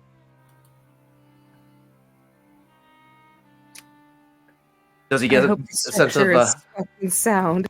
Does he get a sense of direction? You take out this great club, walk over to a pillar, and you lay it. You know what? Make an attack roll for me. Yeah, that's a great club modifier. Plus 11, that's an 18 to hit. Oh, you hit. So, they hit things and then they listen. So you see this pillar, you go, perfect. Take out your great club, because stick, hit with stick. Have to listen after hitting with stick. Right. And you just crack right into this thing. Right afterwards, you're pleased, so you close your eyes and you listen. And as you're trying, for shits and giggles, roll me a perception check with disadvantage. This is so beautiful. First roll is going to be an 18. Second roll, 24. So 18 because disadvantage. Right. Not bad, Not bad. actually. Not bad. Not bad. It made a loud ringing sound. You can clearly hear every single person that is around you as they're all in a panic asking, what the heck are you doing? Why did you just hit this pillar? Why are you damaging the structure that we're, whatever the case may be. And above the table, this is a good thing because everyone else, you hear a ruckus coming from the main hall. I was about to ask, do we need to roll anything or? Nope. Okay, Xanthi, upon hearing the loud bang and then just the yelling and screaming, she goes, I think we found Clucky. I'm Go gonna make get sure him. he doesn't end up in prison. Go get him. And Xanthi Again, we immediately don't goes have to her head and goes, jail. Clucky, what are you doing? Oh, I can hear him. I hear him. Clucky, stay put. I'm coming to get you, okay? Where the fuck are Xanthi- you? Xanthi at this point, like she's like now just kind of flying down the stairs just to go ahead and get there and just be like, what? Then like she kind of slides in and be like, what the fuck are you doing, Clucky? Clucky is standing next to a pillar, great club in hand, and that pillar has a sizable dent in it, as several members of this monastery are trying to ask him why on earth he would do this. Xanthi immediately like kind of steps in. She goes, I'm so sorry. I think, Clucky, what were you doing? The hatchling and blood one do that all the time to try and find everyone. So sorry. It worked. I heard you. You kind of see Xanthi just let out just this as her eye just twitches and she goes, I'm so sorry. He was trying this technique. Clucky, come with me. The hatchling is this way. So sorry, we'll get that fixed. We'll pay for it. Bye. And she's just gonna go, get over here and just like kind of. There's no resistance whatsoever. In fact, he ends up cradling you up and starts running in the direction that you told him to go. There's a level of uncontained excitement in his eyes. He's like, and he needs all of you just to experience this excitement that he's sharing. As Clucky like scoops Xanthi up, Xanthi just spazzes for a minute to be like, what the fuck are you doing? And she's just like, There's no time. There's no time. We gotta go. Clucky, what did you do? No, you. Everyone needs to see what I just found. Where is Hatchling and the blind one? We all have to go see this. Clucky, if you found another snake again, I swear to God. No, this way. And she's just gonna kind of point them in the direction. Just Clucky, just please tell me you didn't kill anybody. Please tell me you didn't kill a child. No. The other hatchlings, they showed me something. We need to go now. I need to show you. Oh God, I hope it's not a dead body. Okay, this way. And she's just going to lead them to Riley and Fairuz. And she goes, also, Clucky, there's a new friend. You'll meet them. Just a friend of Fairuz. I'm not quite sure. Again, it's a long story. I've had to socialize a lot today. I want a fucking drink. All right, let's go. And in his excitement, instead of just his normal running, he ends up taking flight. He go even faster through these halls, just breaking the sound barrier as he passes by, knocking tapestries over, just fucking there's no. He's unable to contain himself with how excited he is about what he I just will saw. say, while he's flying, Xanthi will be using her wings to kind of like teeter a little bit, like to prevent him from knocking anything over, to like run into people. Just kind of like, oh, nope, nope. Xanthi just becomes the proverbial rudder of this 747 that is careening down the hallway. And she's also trying not to pull his feathers out. Just, dear God. Funny you should say "Dear God" while you are in Clucky's arms. Anyway,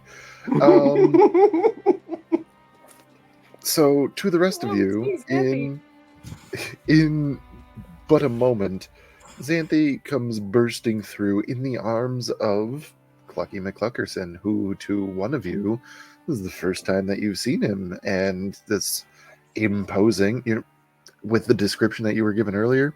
Yeah, that tracks. now you understand. Now it makes sense. And that being said, yes. Chicken. Chicken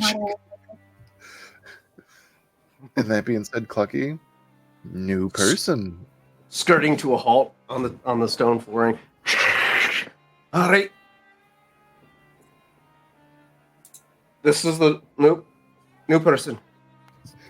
Yes. You'll Janai. end up- I almost said Janai. Janai. This is Clucky fucking McCluckerson. Hi, Clucky what's my fucking name? McCluckerson. This is Janai. Nice to meet you. No time. Actually, and blind one. Where's the blind one? Where is he? He's Up there. having a secret meeting that we're apparently not allowed to join. Come with me. Grab. Nope. Nope. If you try to grab Riley, Riley is absolutely dodging and weaving out of your grasp.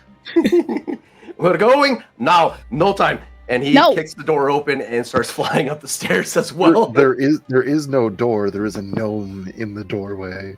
He shoves the gnome. No. Make an athletics check, homie. Throwing the gnome down the stairs. Oh, we're No, not he just- upstairs. He's just gonna We're shove him before the sideways. stairs. Oh, The stairs is inwards. This is a trained. Oh God, this is gonna go so poorly. 29. Oh no. God! Oh dear God! Oh dear God! Nope. No. What? Go to shove this gnome, and you hit air, Ooh, he's fast. That's fast. and you just hear, "Please, sir, nobody is allowed upstairs. Okay, your friend will be down momentarily." No, needs to happen now. For no particular reason, what classification of creature is Clucky? Aarakocra. As But- as in like Technically. humanoid? Like, what is he under? I think it's Humanoid. Okay. Chicken. Proceed. chicken. If he continues to be a problem, then Clucky's just gonna start yelling, "Oi! Blind one! Get down here! Now!" Janai telepathically to you, Clucky, is like, please, not so loud. The trouble will not be worth it.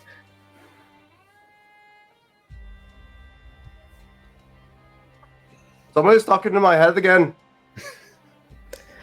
And Janai is waving, hello, that is me. Hello. You have the metal ear thing as well? I don't know what you're referring to. No. Go ahead. How did I don't like that stuff. Stay out of my head. Blind one! Let's go! I love how it started out with Xanthi yelling for like the whole entire party being left alone, and now it is Clucky yelling for the rest of the party. Oh man, is Fairuz yelling as well? She's just, blind was it? Blind one. Blind one. Blind one. Time to go. Time to go. Fairies projecting Xanthis shouting. I love it.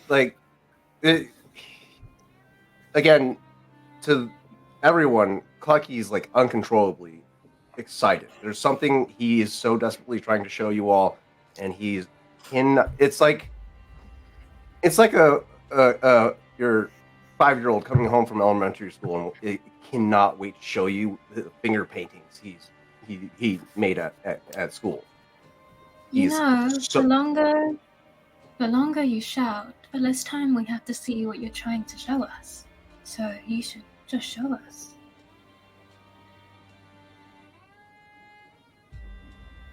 Here, why don't you just tell us what you want to show us? I don't know how to explain it. Well, try your best.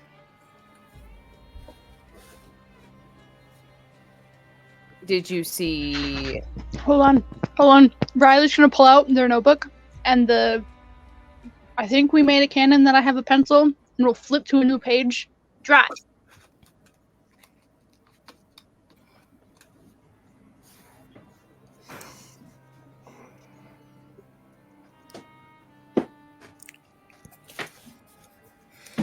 You It's really actually going to try to draw us. This is not gonna, like, you should know better. I did it on purpose. I'm so happy. I'm the agent of chaos. Specifically as Riley. This can only end well. Nothing else happens until I see this drawing. He doesn't seem to have very much up here. And that's coming from me. Where up here for me is mostly air half the time.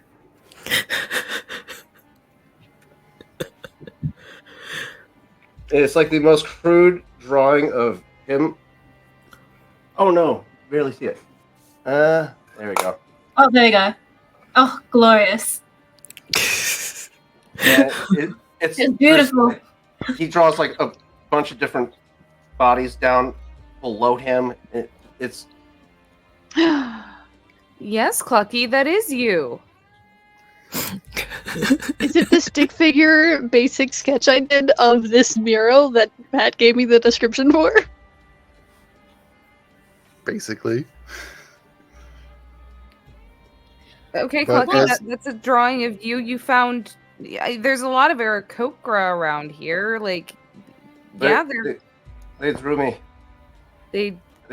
That's cool. The kids drew you? They know about. Were we here before? Clucky, we just got here. Are you saying the kids, like, drew you? It's a whole. This is why I need to take you now. Let's go. Clucky, we can see their drawing, the pretty drawings that they did of you whenever... No, we gotta go now. We got to go. It doesn't make sense. I can't explain Xanthi, it. just entertain his thoughts and go with him. Everyone. I'm not moving till Barrow gets back. Well, we can't keep Clucky waiting, can we? I have no Hi, idea what Victor. you're thinking about, but I'd like to see. How we doing, buddy? Yeah. We pick up just a moment ago where Master Ugri had just looked up at you and greeted you by name.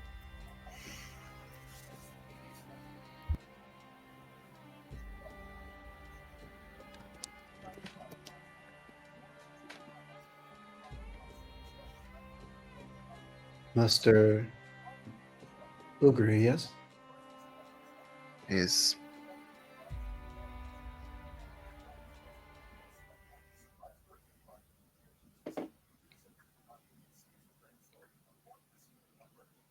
Do you know me? of course. How?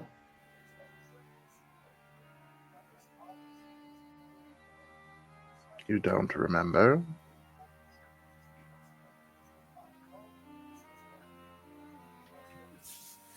It's possible that the Borrow you know is a different one.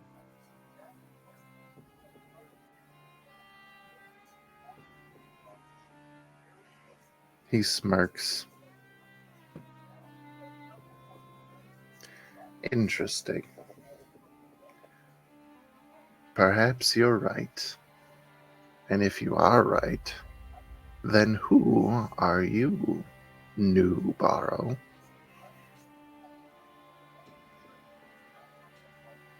Just a traveler. Trying to help some friends find some way they care about. Help them find their way home. Help them find their way home, but not yourself?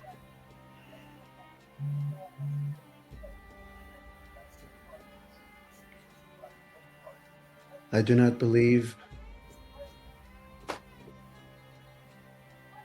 my home is away from me.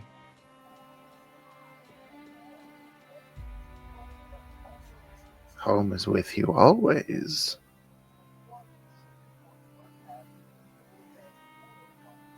Perhaps.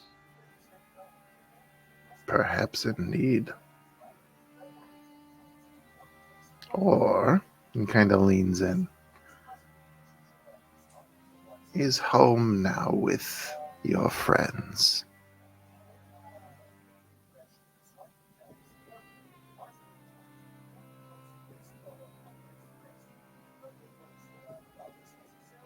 Yes.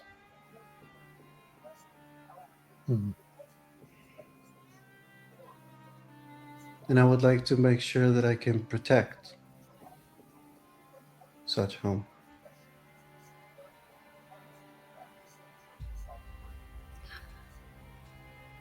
Well, I'm afraid you're too late, because as you've alluded to, your home no longer is.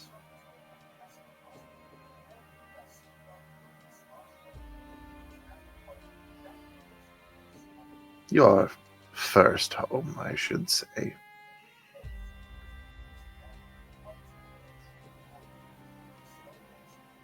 There's still someone we're trying to find. Another?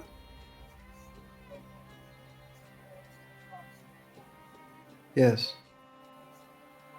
Dwarven woman. Dinah is her name. Doctor? Yes. Do you know her? Nope. Where Insight. do you think you'll find it? Go ahead.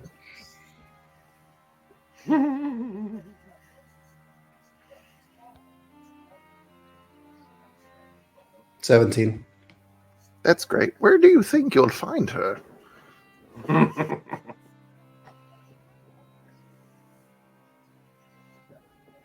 We are trying to follow trails of where she has been.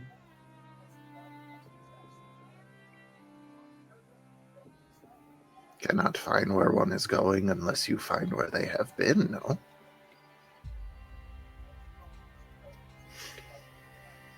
There's always the fear also of trying to find something that does not want to be found.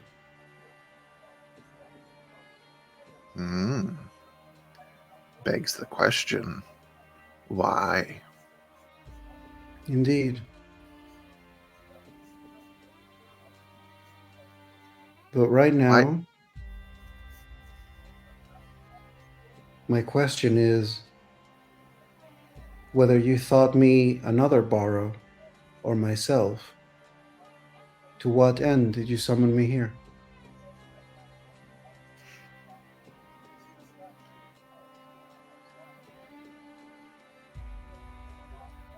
Summon is a strong word.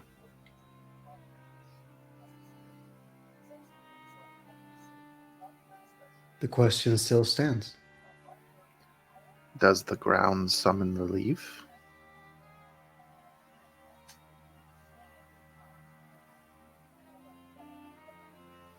I suppose it is hard to find the answer of whether the leaf has been called by the ground or the ground has been calling the leaf.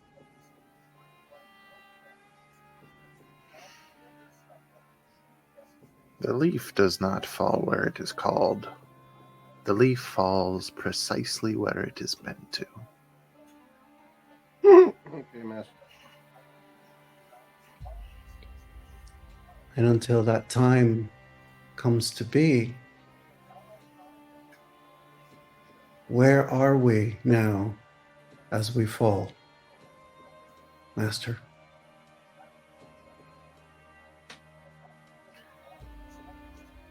It's not where we are, it's when. And when is precisely when you're needed.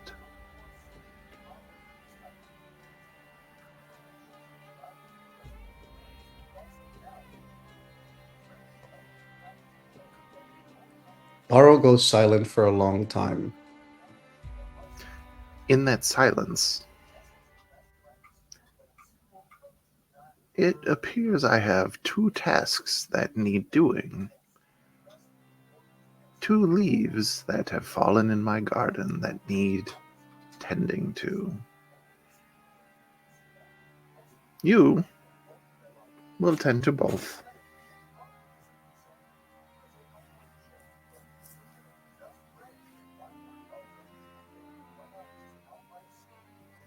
What sort of tending do they need? One seeks that which is lost. The other is waiting to be found.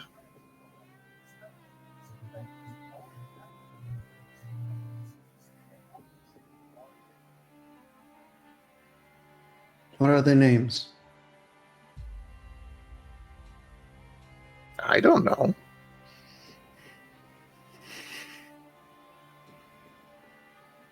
Do you name every leaf you come across, you insane person? If one wants the leaf to be tended, one better keep good eye on that leaf. Funny.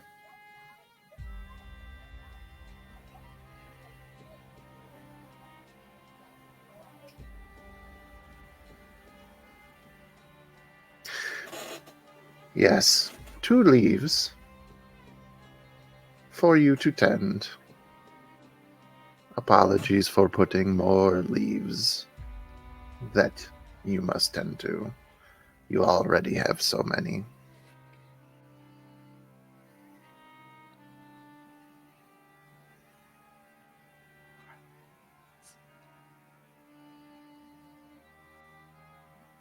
Wherever the wind takes us. Do you believe that? Yes.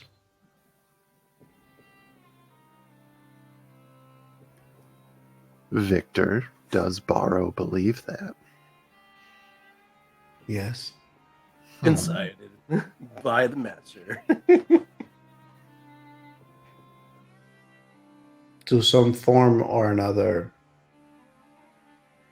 Baro believes, as whatever things may unfold, that they're all bound to where the wind takes them.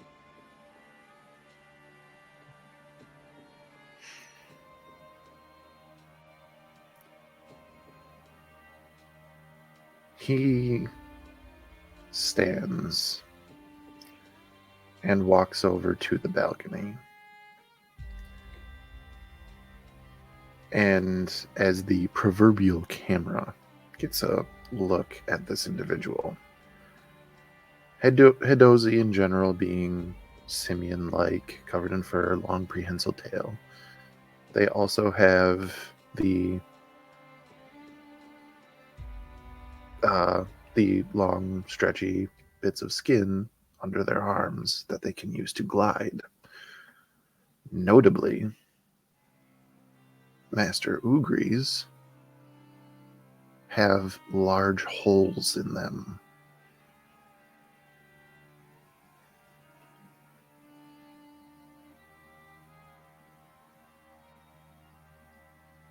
Some time ago, the wind blew one leaf precisely where it needed to be.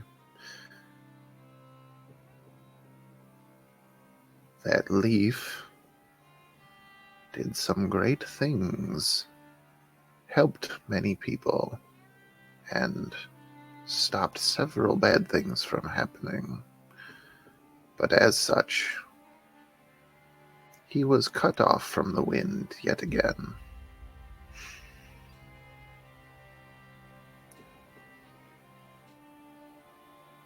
It's taken him a long time, but he's gotten back to where the wind blows. He turns and looks at Barrow and just says,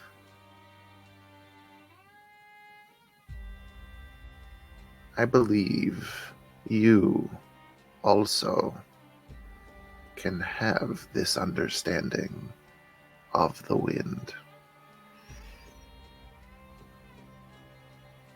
That you can go right where it needs to take you.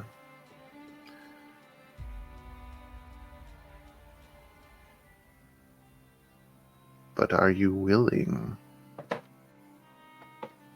to pay the price for this knowledge?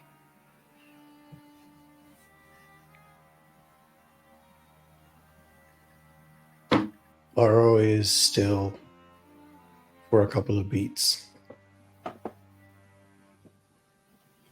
And then his hand, he takes a few steps closer toward Master Ugri, kneels in just a sitting position, draws the book of wind that he's been carrying, ceremoniously places it in front of himself, and then just bows, a deep bow in the direction of the master.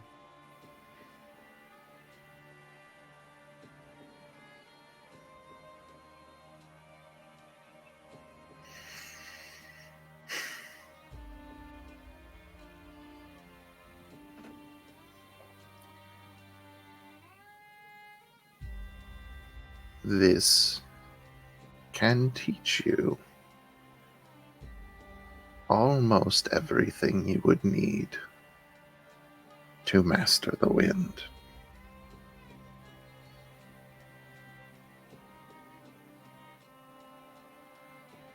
The rest,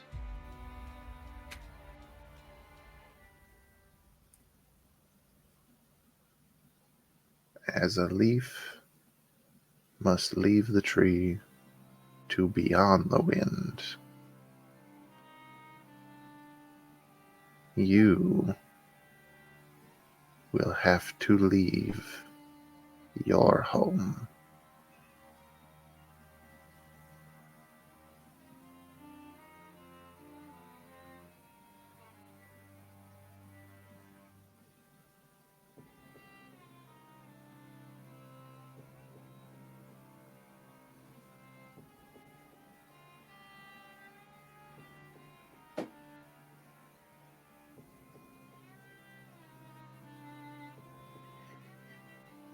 for how long?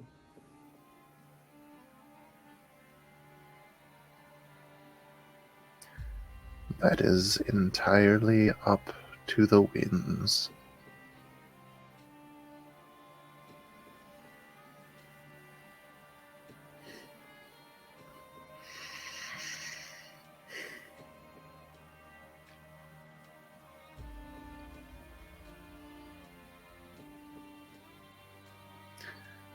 You also don't need to decide now. After all, nobody tells the wind when to blow. And with that, a small breeze can be felt passing over the balcony.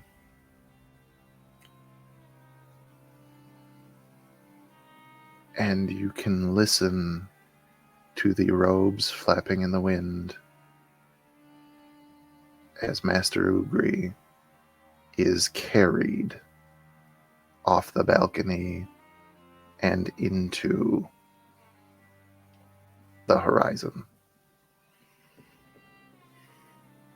Laros has just the reaction of standing up, and he just moves to the edge of the balcony as he just leans to try to hear as far as he can the sound of the flapping of the robes or any other moment, anything else that he can hear for as long as he can, just to try to sense how is this like, is there sound enough for him to sense, is Ugri falling, gliding, flying, or actually being moved,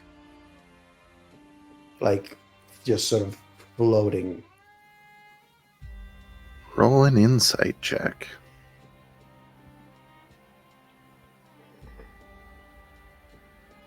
That is 22.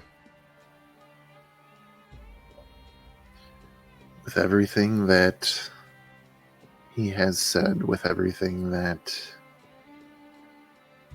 you know from your own studies,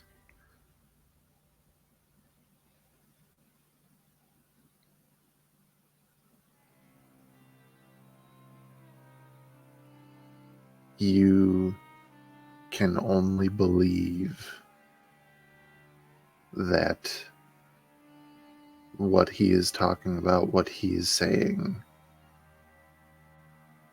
if this is something that he has done himself,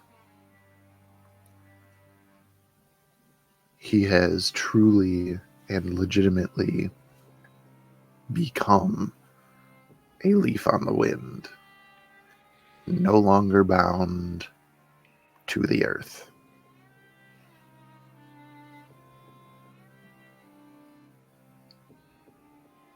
Borrow stays there in stillness with the breeze for a long while. A lot of information going through his mind. Even with the event of what just happened with Ugri, the biggest thing in his mind are the words of what he said would be the price to pay. And so he slowly moves and leans over to grab the book from the ground and puts it away as he takes a moment to stand in the middle of the balcony, closing his eyes and just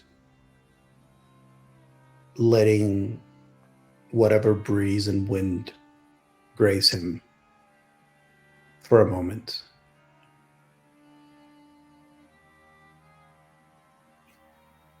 You allow this breeze to pass over, around, and metaphorically through you. And you try to just take in everything that you can about the world around you, your life, and the events leading up till now.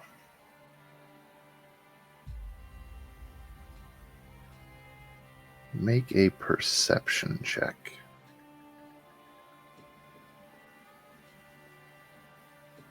"22.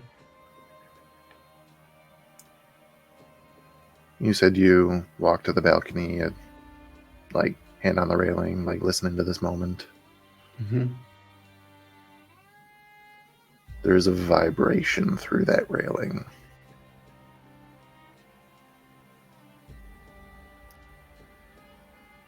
And after a moment,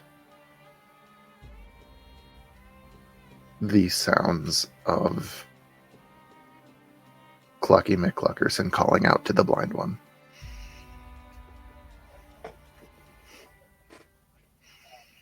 Surprise, motherfucker.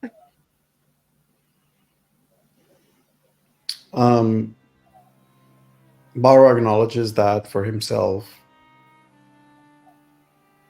takes another moment, he sort of tunes out the voices downstairs for a second as his head tilts in the direction that He felt Ugri's move last. And he just says, "May the wind keep you." And with that, he turns around and walks to head downstairs.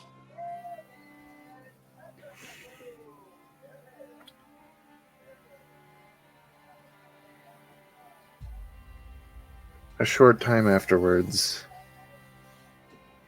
the commotion is interrupted by Barrow returning to the floor that everybody else is on. Look here, you little fucking squirrely bastard. I need to get up to a blind one. You need to get the fuck out of my way. No, nobody else goes up. That's not how this works. It's Master Ugri's. If you don't get out of the way, I will just find another way up. I swear, I will find another way. Pucky, just Hearing- wait. Hearing Okay. footsteps on the stairs, and that the gnome steps out of the way. Oh, thank God. Was it that fucking hard? Thank you. And he goes to start walking, and then, oh, there the fuck you are. You okay, Barrow? Yes, is everything all right, Clucky? No, we need to go right now. I swear to God, did you find a dead body? Almost as cool as that. Almost. Oh dear God. Okay. Barrow, this is Janai. Janai, this is Barrow. That one was talking in my fucking head. That was weird. Didn't like that. Janai will to Xanthi. Could you ask your friend if it is fine for me to speak to them? Barrow, Janai is a friend of Feyru's. They wanted to ask, is it okay if they speak in your head? It's how they communicate. That's all right. Oh. I didn't know that. I thought they were just trying to scare me. To Barrow. Greetings, I am Janai. Well met, Denai. I am Barrow.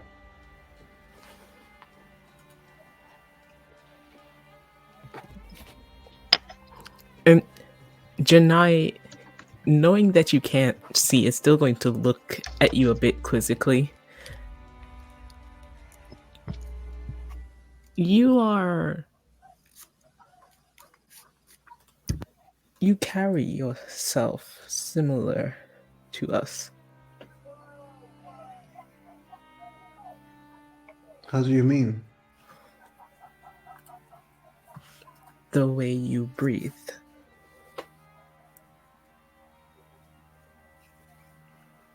When you say us, who do you speak of?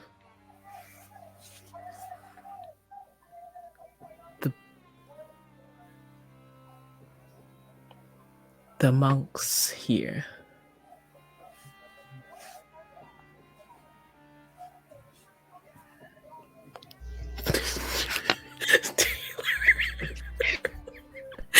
Taylor, no. You can't stab me! I will. Barrow will respond. I suppose we breathe the same air.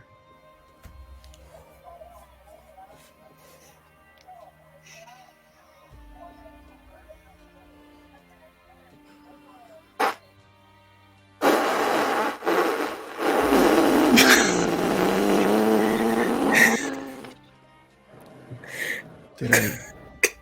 Barrow, Pucky apparently really wanted to show us something, and it Here we looks go! like Here we go! Please! I've never seen so many thoughts consume his head. I think it's going to explode. I'm seriously worried. Lucky lead the way. It would be faster if I carry you all. I'll just fly on my own. Thank you, Clucky. Yeah, she got wings. No. Okay, you also don't. So No. Let's go. No! Clarky, we will find you. Just lead the way. He's so slow, though. All right, follow me. And is there a window next to it? Clucky just busts out the Yeah. wall. It's just Clucky-shaped wall. Like, not a glass pane window, just opening Just on not the open. wall. Oh, okay. Oh, it would have been funnier if there was a window pane. But yeah, just bolts right out that fucking window. So wind barrier breaks again as he just takes off in a furious breakneck speed. He makes Xanthi's for that gonna wall just kind of look at the window and go, okay. And then just kind of fly out. though.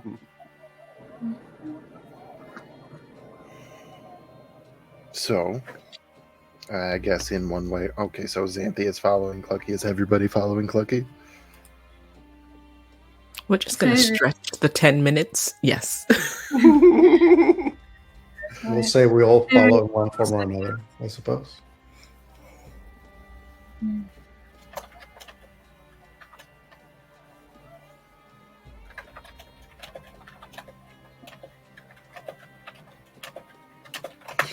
So, sorry, Yeah, Dia. she's What? going. Here you go. No, I was asking you what you said before. I was saying Pharaohs would have followed Clucky up a window, and she sort of floats down. And as she continues to either skip or just sort of lightly run, every second step, because she's so light, she just seems to like hover as she gets over things. That's adorable. Just like But- the bell. Clucky, you know she's falling. You can hear the bells. Snap. the image that came into my head is for some reason is the physics of how Princess Peach moves in Smash Bros. Because she just like floats every now and then. Like that's what I'm picturing now.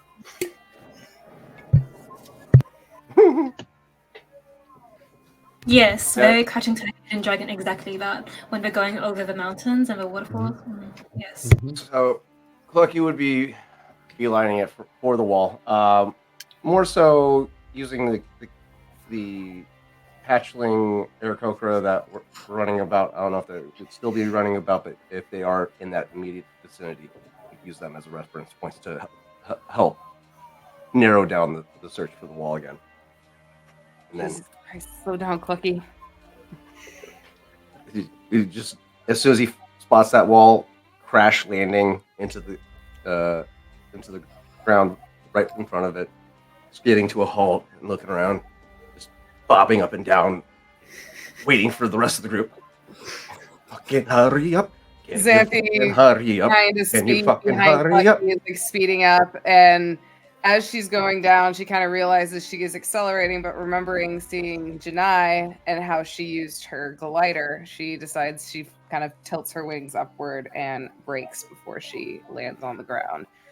Okay, Clucky, what is it? He just points to the wall over his shoulder. Xanthi just turns and is like, I don't understand. Oh my fucking god. So Were we here before? to once again just bring this all full circle.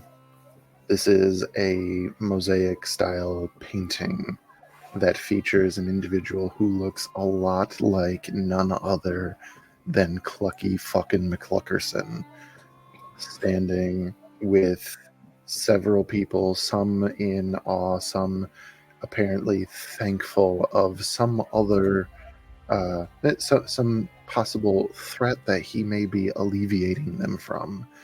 And above, as the painting gets darker, the top portion of the wall is broken away.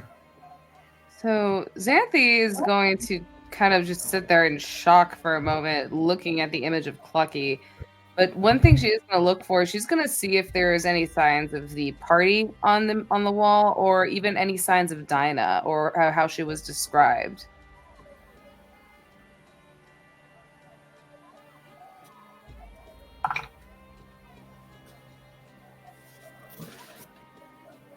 Give me an investigation check. Smash. Okay. Clucky wouldn't have picked up on that. Does information at all. Janai know this mural well? Yeah.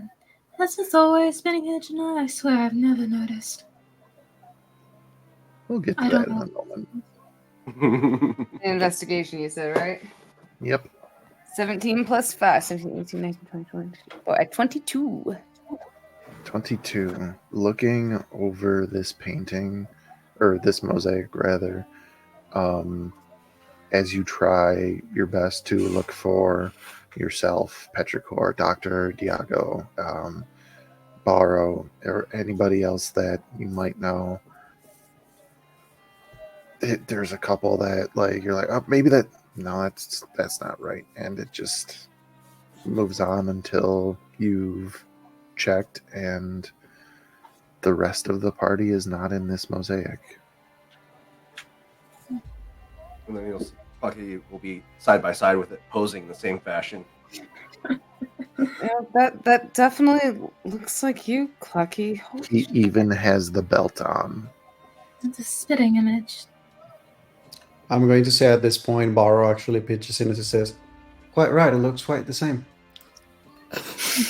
There it It's is. just like holding his staff, sort of like, "Yes, thank you for rushing me, so that I could see what you wanted to show me." Xanthe will kind of walk over and she will kind of start explaining the mural to them. But one thing she is going to also do, she's going to take Barrow's hand and kind of draw the pose that Clucky is in on his hand, so he at least can have an idea of the shape and like just kind of the imagery. I think Riley probably beats you to describing what it is because Riley and Petrichor are used to Borrow asking for descriptions of what they're seeing, and so would see this and be like, huh, hey, this is what I'm seeing. Blind one, have we been here before? How do they know about me? You see that the question that you ask, Barrow actually is silent for a moment, and he seems to be considering the question. And he actually answers, "I'm not sure." I don't remember being here. What do you mean you're not sure? We've never been here before. We just got here. They know about me. I had a conversation with Master Ugri. We know that. We just don't know what you were talking about. He said that perhaps right now the question was not about where, but about when.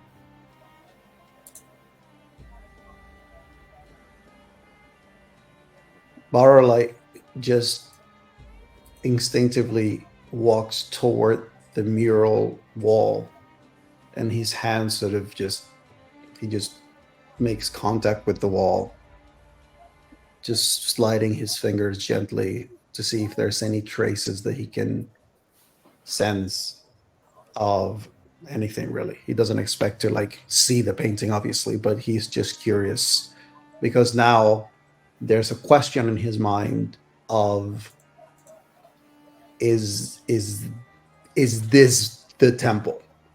Is this the temple that I is this the temple where I was?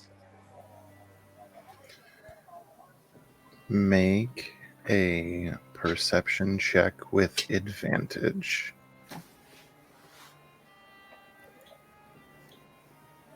That'll be a 26.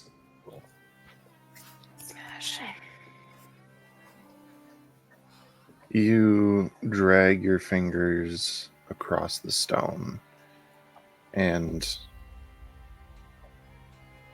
am I safe to say that, like, when you pick up vibrations and stuff, like, if this was the audience watching, this would be like a black and white kind of deal of what pops up and what doesn't?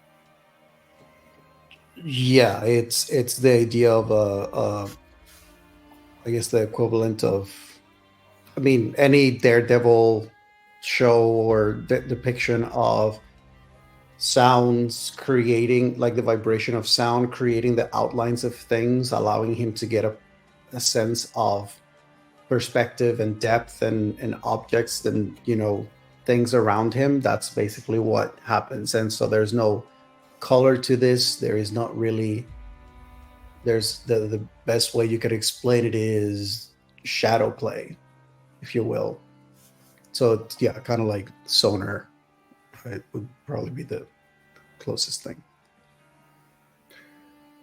So, dragging your fingers, these tiny vibrations giving you a little bit of just the idea of what you would be looking at.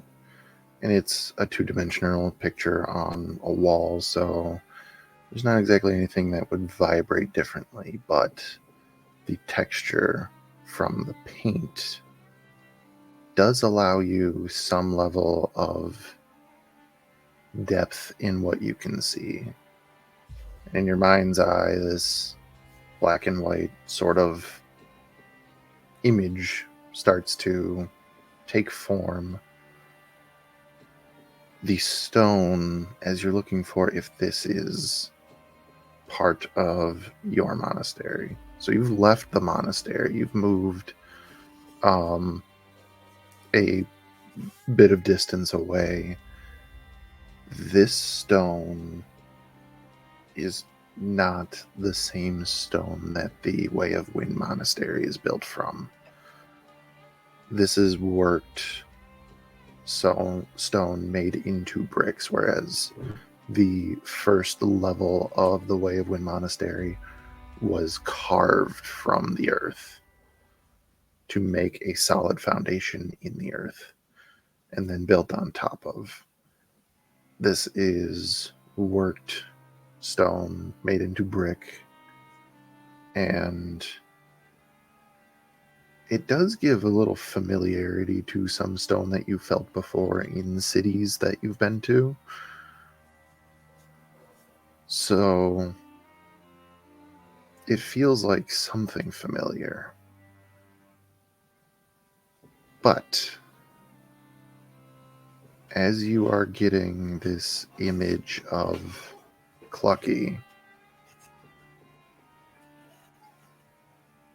you feel a breeze go by you and along the wall underneath your fingers. And in your mind, the image that you're looking at, it is almost as if somebody has turned on the colors red and yellow.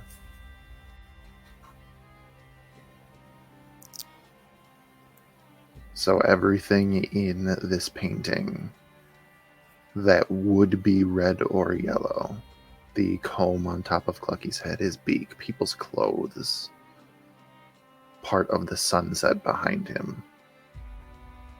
Barrow sees this until that breeze stops.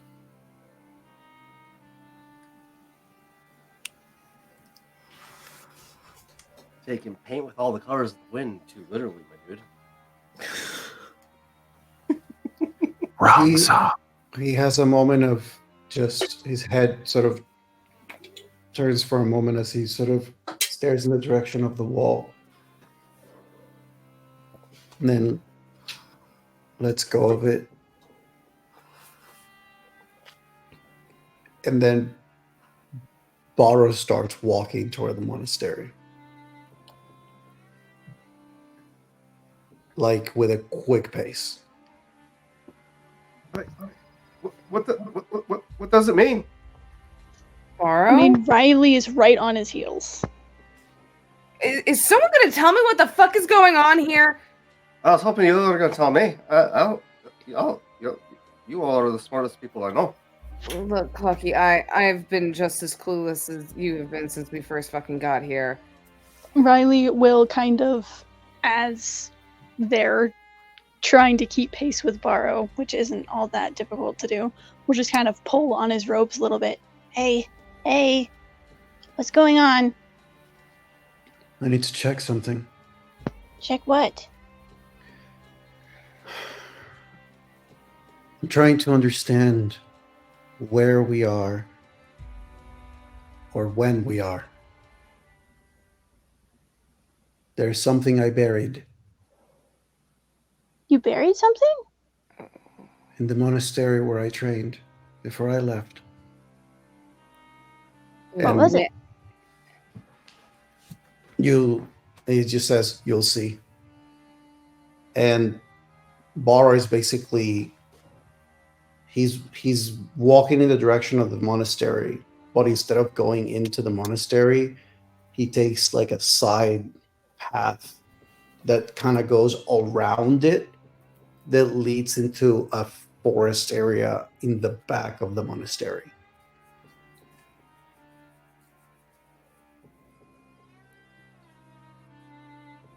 So,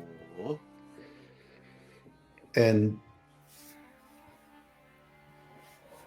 basically, Matt,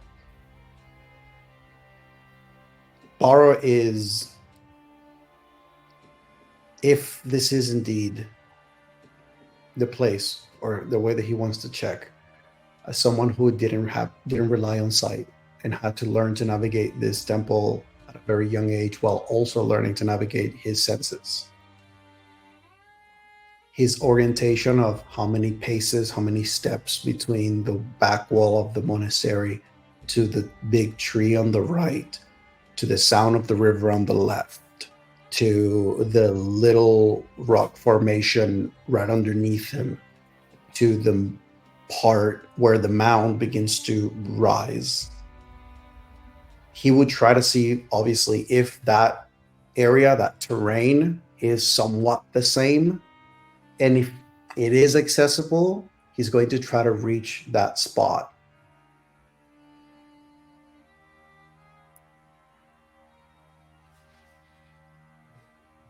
You're muted. Muted. It's almost like one of those scenes in movies where somebody like holds up an old photo of a place and that's what the camera looks at, and then they take it away and you see how time has changed it. But so it is, there was a rock in this area that you used to like put your hand on and walk by, but it has been eroded to nearly half its size. There was a tree that that used to be over on this end that you would listen to its leaves rustling. Now in its place is a long stump of petrified wood. It's this, as somebody else put it, broken mirror version of what you know. Laura is going to use his tremor sense to see if he can perceive something buried underneath the ground. Make a perception check. my dude. With guidance.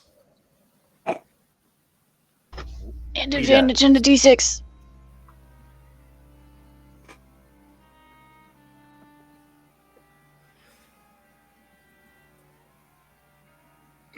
Uh, 29?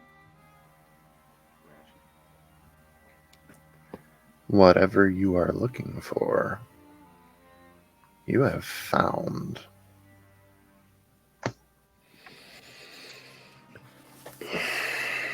Riley, you see Borrow making this like step, pause. Step to another side, step to another. Has a moment where it seems like, okay, maybe he's lost. And then you see him make this gentlest of taps on the ground. And then his head tilts. He found something. And then you see him move, go on the ground, kneeling, and he starts digging with his hands. Riley will wander over and pull out some of Petrichor's. Oh, where is it? The woodworking tools. You Any of the hear him. ones- You hear him say, "It's all right," as he senses that you're trying to like help with something. He's like, "It's all right," and then he says to you,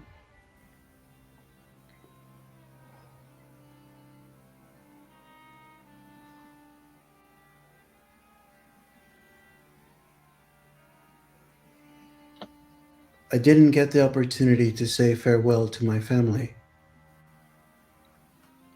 Not in a way that I felt was enough. And so, in order for me to be able to live as I wanted to live, I had to make my own farewell.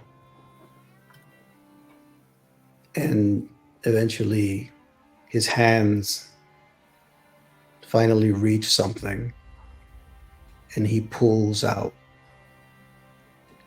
a small, very roughly carved wooden box. And he places it on the ground.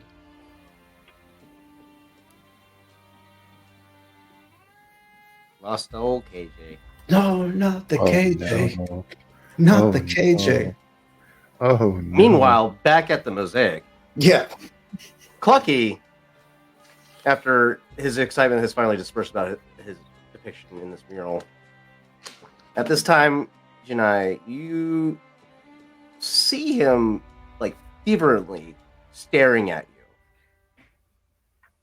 Xanthi, you recognize as he's trying to mentally communicate something because they had communicated through the mind link or whatever it was, and he thinks that it's operating the same way as Spice Murmurs does. So he's just like, So is Xanthi getting what he's trying to say to Janae? Or Janai? if you would have connected, you would hear him yelling, "I'm sorry for being rude earlier." As soon as you would have connected, yeah, he's yelling, screaming this because he doesn't know how to control his mind volume. Like if Janai and Feyruz are paying attention, Xanthi just like jumps as like her eyes twitch and she's just like, Clucky, you can just speak out loud to them. You don't need to just talk normally. They just are gonna respond in your head, okay, buddy? Shite. Okay. Sorry for being rude earlier. I thought you were trying to scare me, and I didn't like it, so sorry. I'm Clucky fucking McCluckerson. Nice to meet you. You hold out your hand. Janai doesn't take it, but says to you, "No, it was my fault for presuming that you would know. I'd forgotten that you weren't.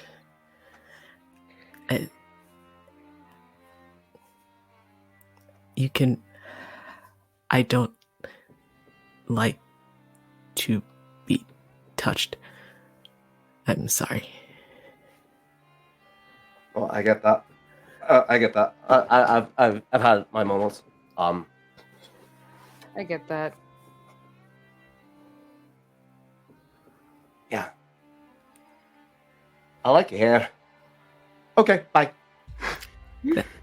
Thank you. He just starts walking towards the Aarakocra children again. He tries his best. Oh no! No!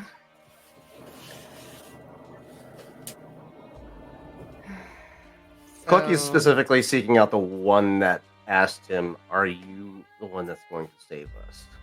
I Specifically. can't. So before Barrow left, did he mention like when instead of like did he go ahead and like before he left and like ran off to go get what he had buried? Did he mention like when what he meant by when instead of where? Yes, he said that out loud.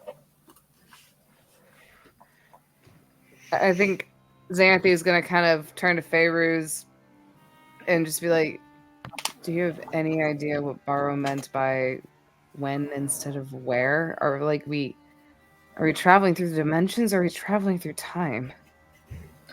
Well, I suppose, given the circumstances what you've described, another dimension can mean a different time. Just wonder if we've just been traveling to different times in the same dimension this whole time, or if this is just a circumstance. I don't know. If Barrow just ran off somewhere again, and at least the kid's with him this time. In the other planes you visited, were there similarities like your original home? There were Like that?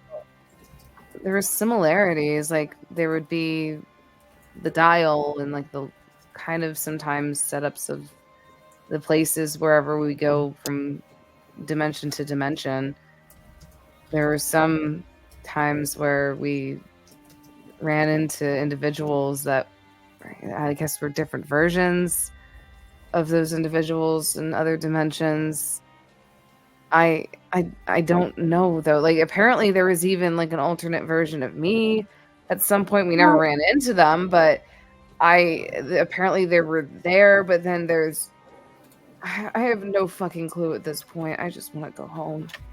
Have you considered that the answer has been staring you right in the face this whole time?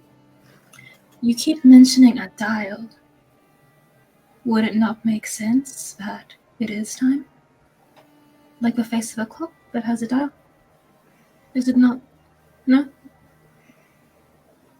Jesus, I think I've just been focused on everything trying to kill us. I didn't even fucking think about it.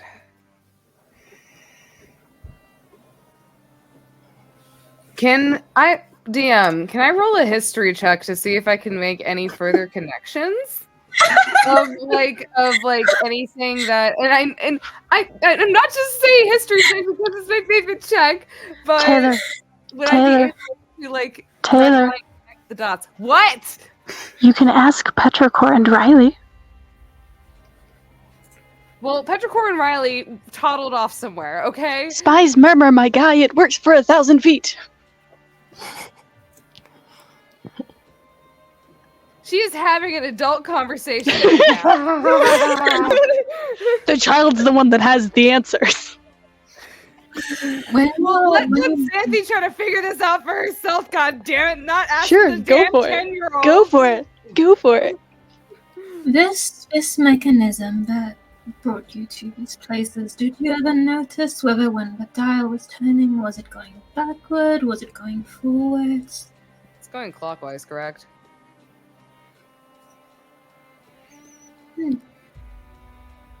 You kind of see Xanthe's eyes kind of widen a bit. It's going forward. So perhaps this dimension is in the future? Have we just kept going further into the future, though? Like, oh dear God, this is giving me a fucking headache. Let's wait till Petrichor, Riley, or let's wait till the child and Barrow get back. Clucky, please do not wander off anywhere. You're muted.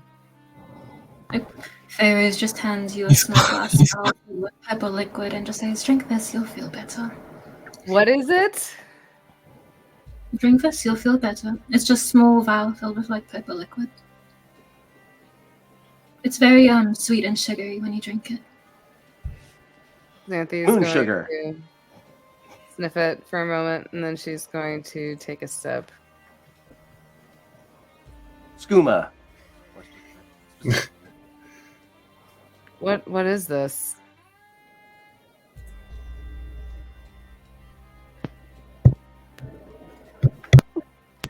Sorry, say God. that again. What is this? The important question is it alcohol? It's not alcohol. Okay. Very sugary, so you might get a small rush when you drink it. It's like a sugar cane drink. Oh, skooma. This is very refreshing. I know that it was technical difficulties, but I still loved it so hard when Taylor was like, "So, what is this again?" And Tia just stared like, "Keep drinking." Drink it. At this Nice point, question. Oh. Xanthi will go to the spies mermaid, just like, "Hey, Borrow, Riley, where are you two?" I will remind you can only target one person at a time. Okay, Riley, where are you guys? I don't know. They're going on a trip in their favorite rocket ship. Xanthi, Well, Barrow, we're in behind the monastery. I don't know, we're in trees. Xanthi's you just hear a fucking sigh come from like in your head before Xanthi then goes to Borrow. It goes, Borrow, where are you? I'm gonna try to see if I can drag Clucky away from this painting of him. Lucky's gone. Clucky's gone? Fucking A! He literally said goodbye and said he was walking off to go play with the children. This was made aware of. He said that. I like your hair. Goodbye. Clucky, not Clucky. Xanthi, I'm going fucking bananas. B-A-N-A-N-A-S. I'm sorry, that was just like immediate vocal stim afterwards. What was in that drink you gave Xanthi? I did say it was very sugary. Oh my god, it's like cactus juice from Avatar. Just giant friendly By the mushroom. gods. But note that you no longer have a headache and don't feel as dizzy when you're trying to think of things. Despite the fact Xanthi is literally just going to sit down on the ground, just being like, I'm fucking done. Just literally head in hands.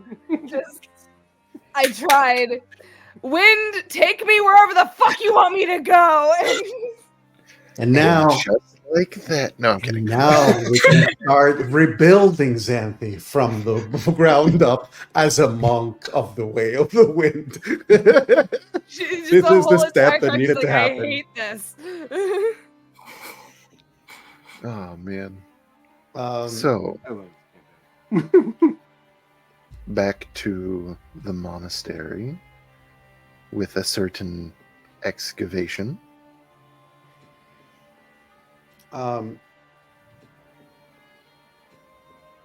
Riley, Borrow takes out this small box. He places it on the ground. And then he gently slides it in your direction in case you want to open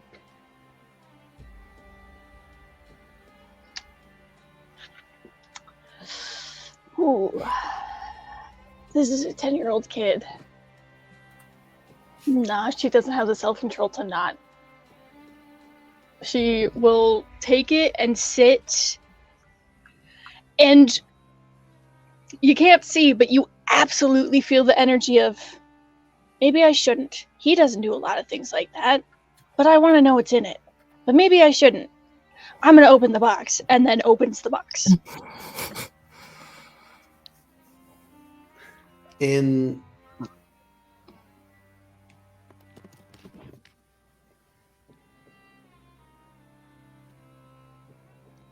So while Victor types to me because I asked him a question, there are a handful of things inside this box that Riley would see. Most notably, you would see a bell-like pendant that you are familiar with. because it is very much so the same as the ones that Borrow has on his ankle. There are 3 carved wooden figurines of a family. It appears a mother, father, and child. And a drawing that depicts 2 young boys, brothers, both with very strong likeness to Borrow.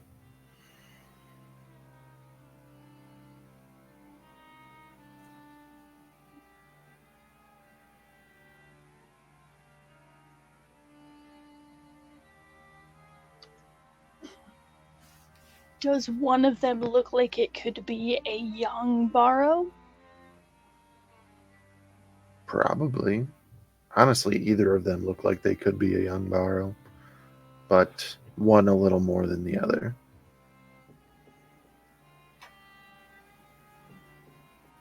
Riley, after opening the top, would almost reverently pick everything out individually and handles it with a care and attention to detail that you haven't seen from Riley ever.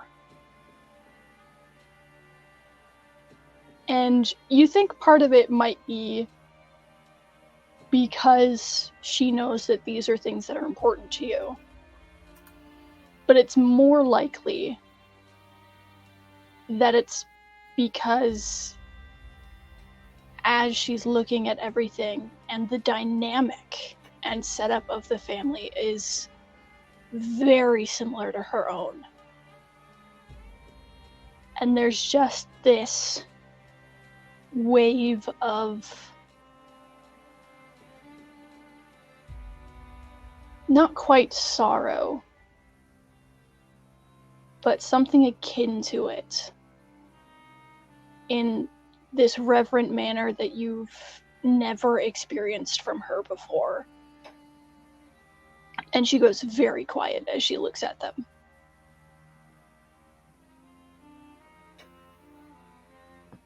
He sits in silence with you. He will eventually get to reach for them, but you moving through the box and test checking the things allows him to make inventory in his head of the items inside this box, which gives him pause. And so it gives him this silence along with you until eventually a gentle hand sort of stretches out, just waiting for you to hand him one or more of the items.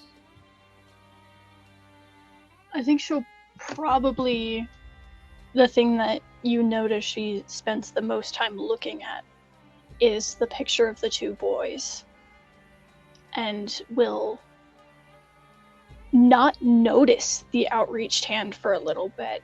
And when she does, almost apologetically will hand it to you. You see him take the drawing, and he tries to feel the parchment that it's drawn in. And then he sort of leans a little forward in your direction as he just reaches for the rest of the items. And you just see him trace his hands and his fingers through them as if he's like studying them. Sir GM, he's basically trying to sense if there are any differences in these items or are these the items he himself carved? This painting, this bell pendant, and this set of figurines all are, even the box used, are all identical to the ones that you buried, with one exception. If I may have a little creative liberty here. By all means. When you are checking over the figurines, you run your fingers over the mother, the father, and then the child. The hair is different.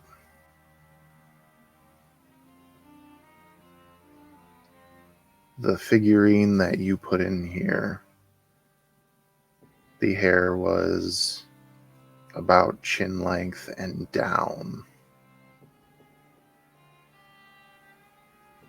This one, the hair is pulled back into a short ponytail. Not ponytail, short. Whatever the applicable name is. You know what I mean. Is the figurine a figurine of Borrow? You'd be right to assume. And there is one more difference about this figurine. The bottom. There are small holes, very small, fine holes that look like they were bored into by either a needle or maybe the tip of a dagger or something along those lines. But they're very small, and it takes you a moment when noticing these. They are positioned intentionally.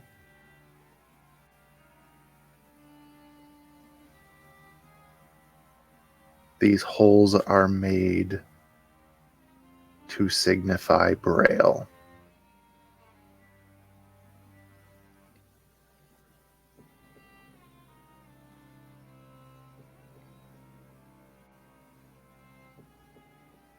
Laura traces them.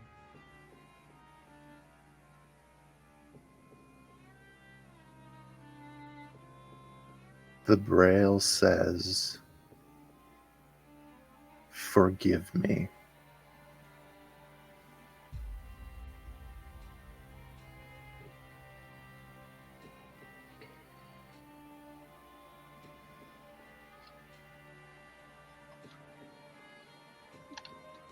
Riley probably sees, as Borrow traces the figurines, that there's a moment where he grows still, but it's not his usual calm still. This is a very loaded stillness. And ceremoniously, he puts all the items back in the box, closes the box, places it back in the ground, and begins to cover it once again, quietly, tapping on the ground to try to bring it to a flat form. I apologize. I was reading something. When you place the box back in the hole, you hear something. There is something under the box.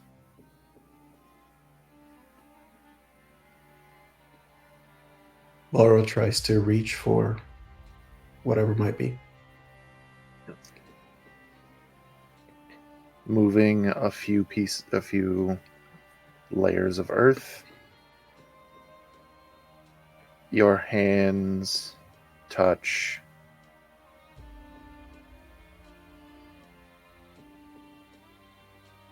metal.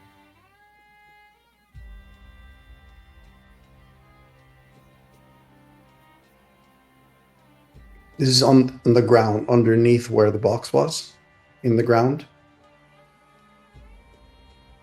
Laura is going to slowly start like clear and see if he can, if this is something that he can pull with the hole that he made, or if it's something that's bigger. It is a cylindrical piece of metal about, where's my camera? Yay long. And there's 4 of them.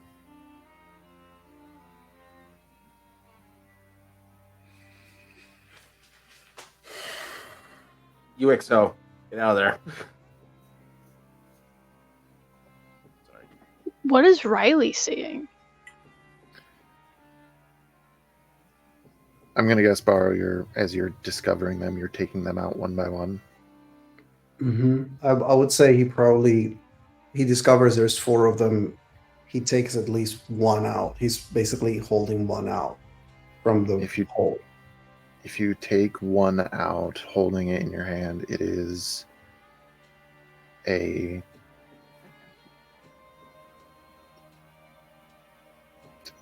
cylindrical piece of metal that it's covered in dirt. But as Borrow is holding it, it kind of looks like a handle. And then there is 3 more that are, for the most part, covered.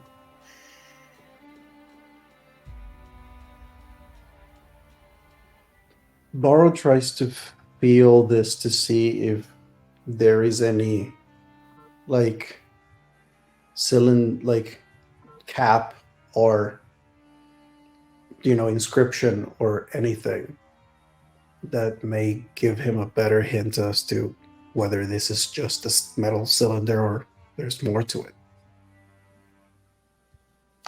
There's no inscription, no detailing along the haft. But this metal is incredibly light.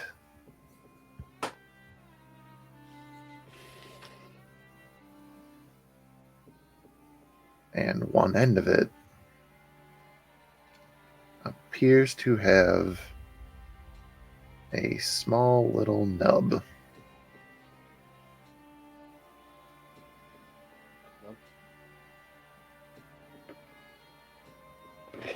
Sir DM. Yes, sir, player. Would Borrow's training and history with the monks give him a sense as to what he may think this is?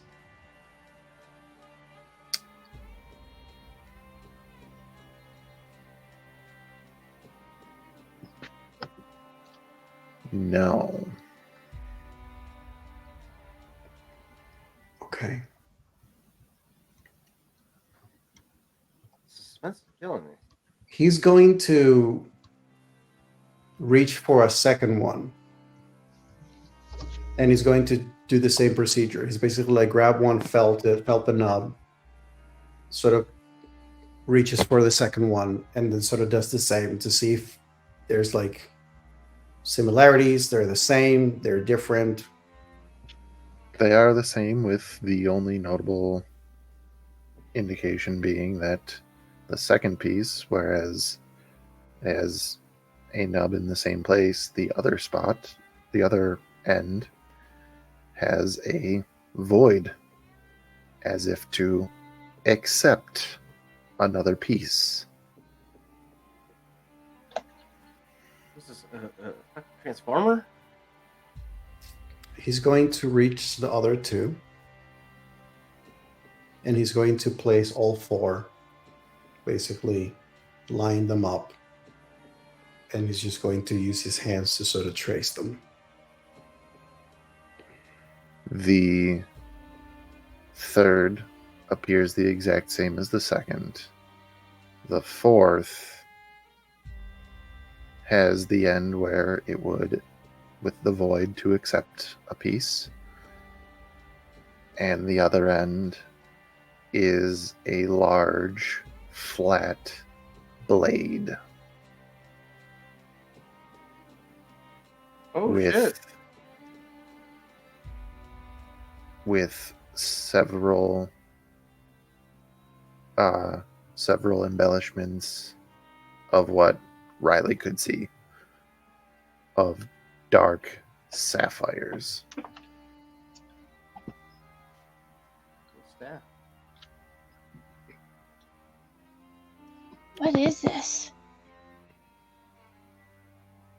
And you see Bara just sort of attempts to grab one of the pieces with the other and can try to connect them. They fit together perfectly, and you feel a quick puff of air from them as the dust and dirt falls off, revealing a shiny silver haft.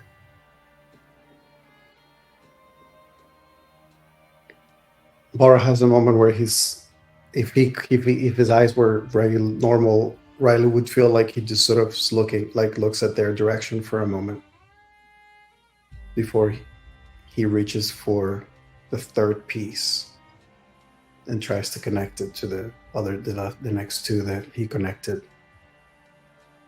The same feeling, and now this is almost as long as your quarterstaff. It is almost weightless in your hand and feels as if you are clutching a cool, gently flowing breeze.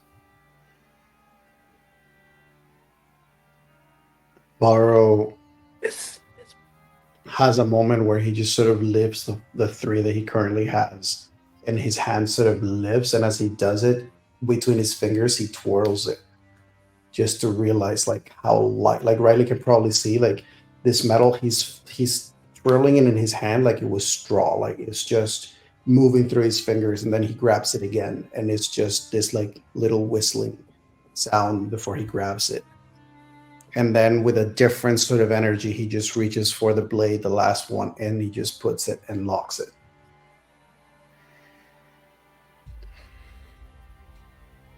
Fully assembled in your hands, this silver naginata.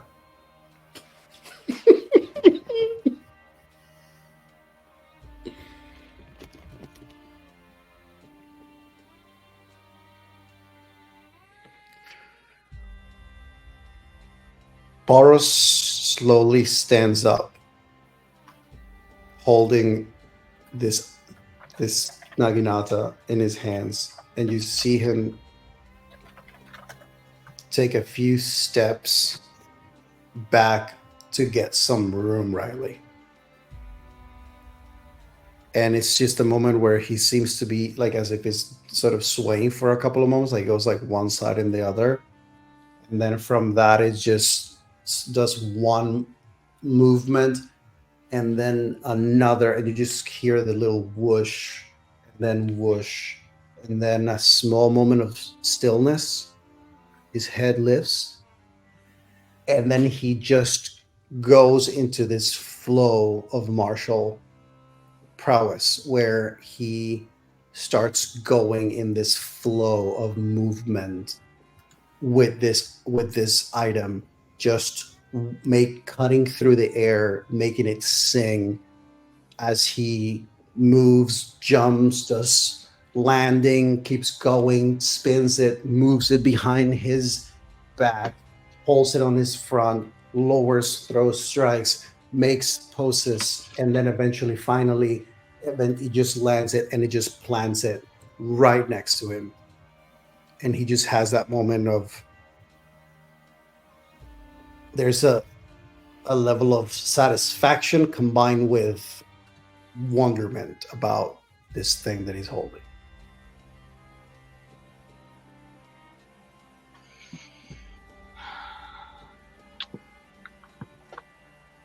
I think when you stood to full height with it and you took a couple steps back, Riley also took a couple steps back, not in the energy of, oh, I'm going to give him some room, but a little bit of energy of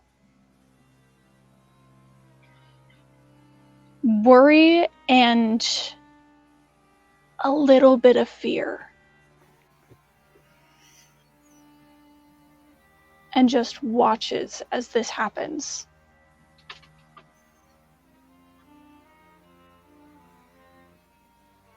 After he's done, his attention turns to you. Are you all right, Riley?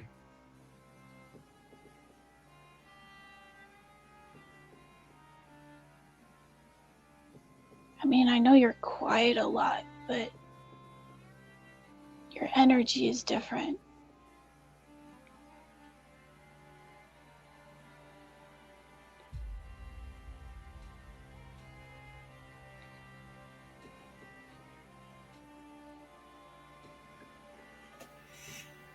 Do you feel it different in a bad way? I don't know, that's why I like knowing. I know what to do when I know. And you're consistent always, and now you're not. I don't know.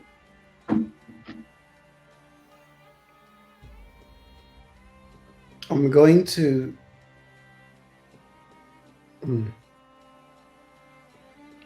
Bara moves toward the box and he places it and he starts covering it as he explains. This is not our dimension either. It's similar. The box, the items in it, they're all very similar. Yet, there's one that is not the same.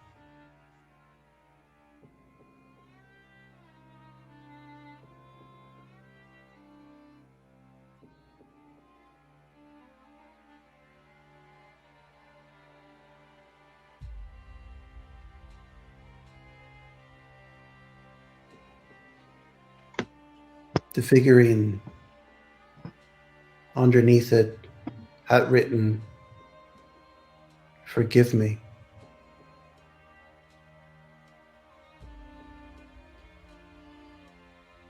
But I do not believe that it was me who left this box here in this place, at least not in this dimension.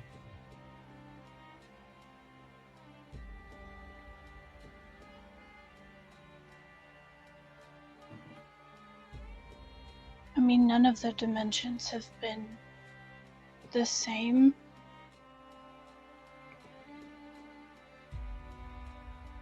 I know Petrichor's talked about the fact that there's a possibility of one of them just being different in time, but that hasn't exactly happened, so... When I made the figurines in the box, I made 3. My mother, my father, my brother. When I was asked why I did not make one of myself, I said, because I am still here. But this box, the figurine of the child, is not my brother. I think the figurine is me.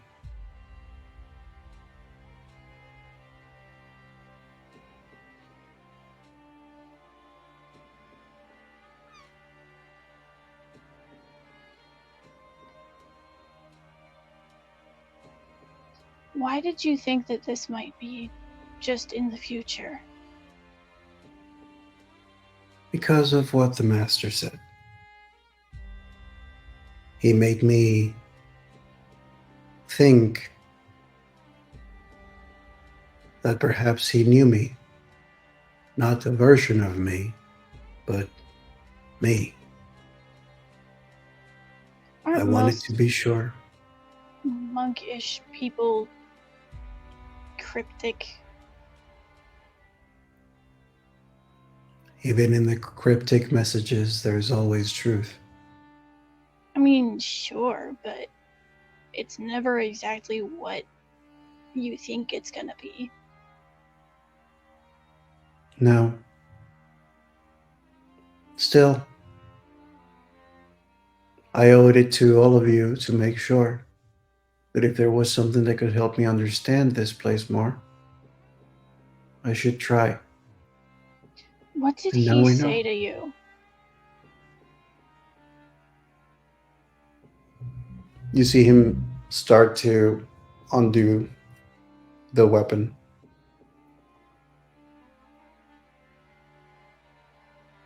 He said that there may be a path that the wind may take me, that may take me away from you all.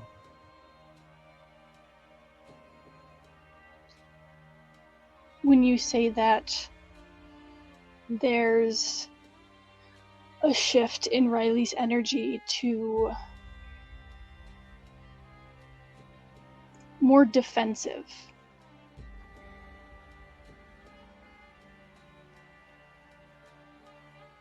Are you gonna take it?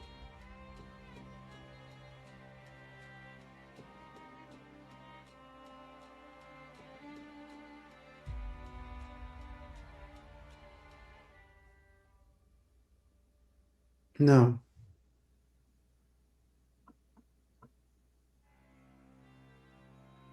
Why?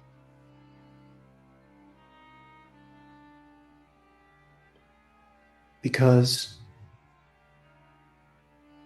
I gave myself the promise that I would make sure that you and Petrichor find a place where you can live a life safe and peace. And if I have to stop that promise,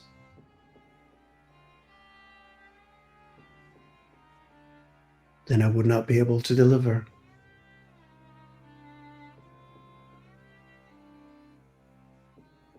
And above all else,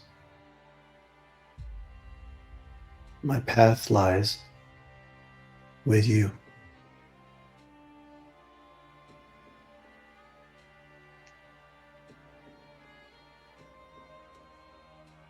That defensive wall you can feel crack when you specifically say you. And Riley takes a half step backwards, almost stabilizing herself.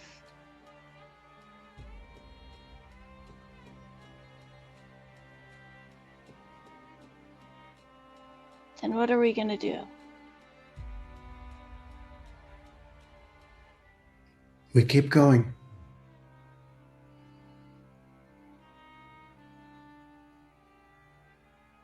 And what about the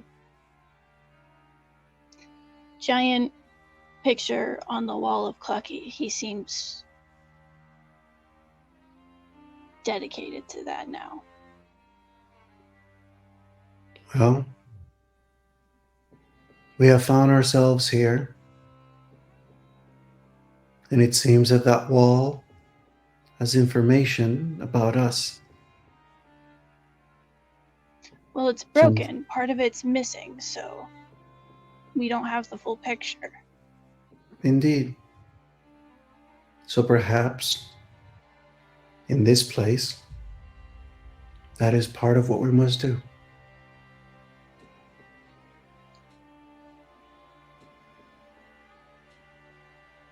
We should return to the group.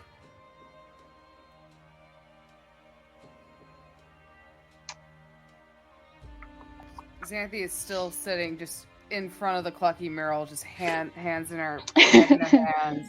Just like, I lost the damn chicken again. She's just grumbling to herself, just like, I swear fucking this is the dimension we're gonna die. I'm gonna die again. She's I love the idea that Santa's covering her face, saying like, I lost the chicken, and you see Lucky with all the baby Arakokra just running across, like in front of her, but she doesn't notice. She's just like running back and forth. When Borrow says we should go back to the group, Riley will just nod and walk up to him and will actually take your hand. oh. That gives Borrow pause as he was about to go back to walking. But he smiles, squeezes their hand gently, and then walks with them back to the mural, which is the last location where the group was, unless he bumps into somebody on the way from the group.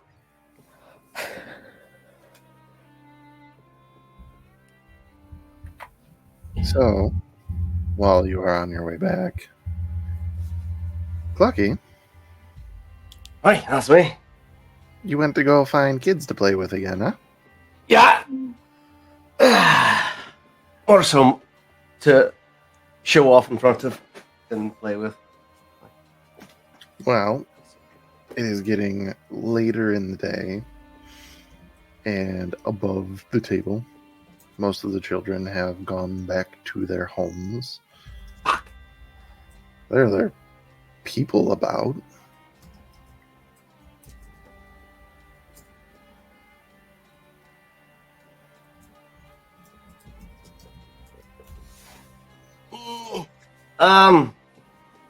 Yeah, he'd probably be like, hey, oi, you, where the hatchlings at? Where'd they go? It's a, it's a tabaxi that you found. Light brown fur, very sandy in color. And they look over at you and just be like, Hatchet, you mean the young bird folk? Hatchlings, aye. That's what we call hatchlings. Why? I'm here to save them. From what?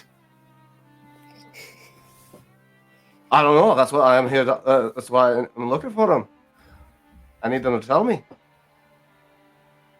They're probably with their parents, you weirdo. And he just Where's starts that? walking away. Don't say that. He's just a boy. He don't know that.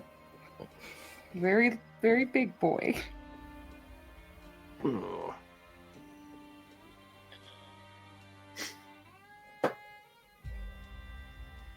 Joey's Flies up. grumpy. he just takes flight at that point and is just does a quick look around. He's feeling a little. I mean, I'm sure he's feeling the time at this point, and is probably too feeling ready for bed himself. But It's a unprecedented situation for Mr. McCluckerson. yeah, he's excited about the mural and the idea of him saving people that look and are essentially his kind. So he's a little defeated mentally, but he's just taking one last look around, more so hoping to find the very same kid that he had interacted with in a last ditch effort as he flies up, and if he doesn't find anybody, he just returns back to the mural where Xanthi, Janai, and Beiruz could possibly are still standing by. Xanthi say is still in the for- same curled up position. We'll say for convenience sake, it's about the same time that Barrow and Riley return. Oh, thank the fucking Everybody is back. God. Why do you guys just leave me by myself? Well, that's no way. But you weren't by yourself. We were here with you. No offense to you two whatsoever. You guys are very pleasant individuals. I just Papa used to say stranger danger. stranger danger. Yeah, whatever. Borrow, you notice that Riley has to let go of your hand to communicate with Janai, and is doing some kind of movement with her hands, and will sign to Janai. She doesn't do good with new people. Ah, I understand. Back in sign to you. I don't like change. Do you find anything? What you were hoping for? Yes. This is not the same dimension we come from. I don't remember floating rocks, so I would agree with you. Clucky, let's be clear, he was meaning same dimension as in the future. But it's not that. So We were just discussing that, actually. what is it exactly? Is it when? Is it where? Is it yes? I mean, it's yes. From what we can tell. If it's not the exact same dimension, and it's not entirely just a different time, I propose it's a possibility that it is an alternate future, perhaps, if things did not go the exact same way as they did in your original homeworld. If the river branched.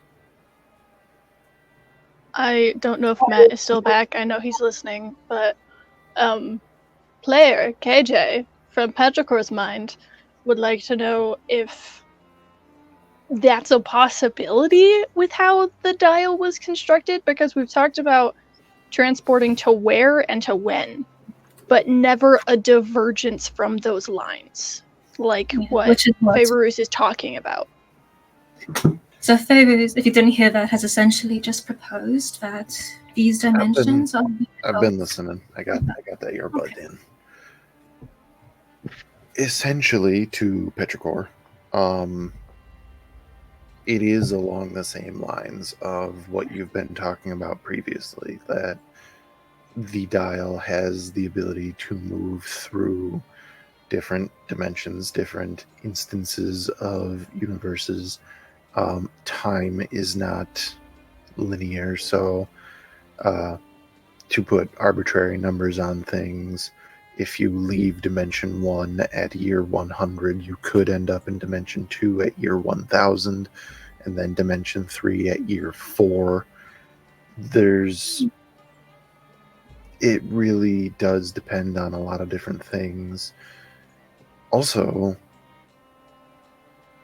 there's just thinking about it, like, there's a lot that could go into the fact that this all is like exact, every single dimension might be exactly the same Earth. Well, not Earth, the same, the same material plane. Just something has been has happened so differently that it has affected the entire world. And that, I've thought about that. I think about this all the time. But with the fact that specifically we were in post-apocalyptic America and how that world setup is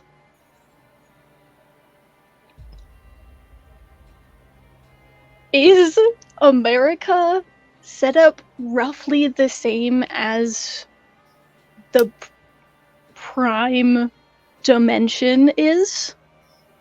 You mean in terms of geography? I mean, kind of. Because so far, a lot of the different dimensions we've been in have not really matched up with the prime one until now. Canonically, the ones that had notable similarities were, so there's this one where The it's double being sun dimension, I straightforward. guess. Yes, because that Xanthi. was told to you. There's Xanthi, but also with that one, in terms of where the castle that that the Lich was in, where the experiment and all that stuff was actually happening, versus where the city that was then found out to was told to you to be called the Sand Pit. This, the way that that all works out, less so to Petrichor, but to the more traveled people in the party, potentially Xanthi and Barrow, that is the setup of Aetheris City. And where that castle would be should be Skyreach Citadel, which is the palace of High King Joran. To all of a sudden throw a bunch of place names out for stuff that's been up here. But yes. Matt Lower. That dimension was, you saw a very clear indication of how that particular city could be changed. Something that I've let slip in this dimension as well. The settlement that you are in is named Oasia. Mm-hmm. This is the same name as the capital city of a country called Osnia.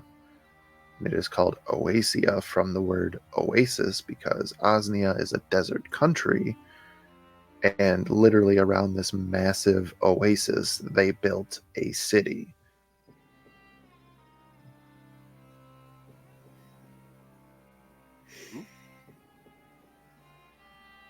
Here, that name being shared once again to a sanctuary among these floating islands.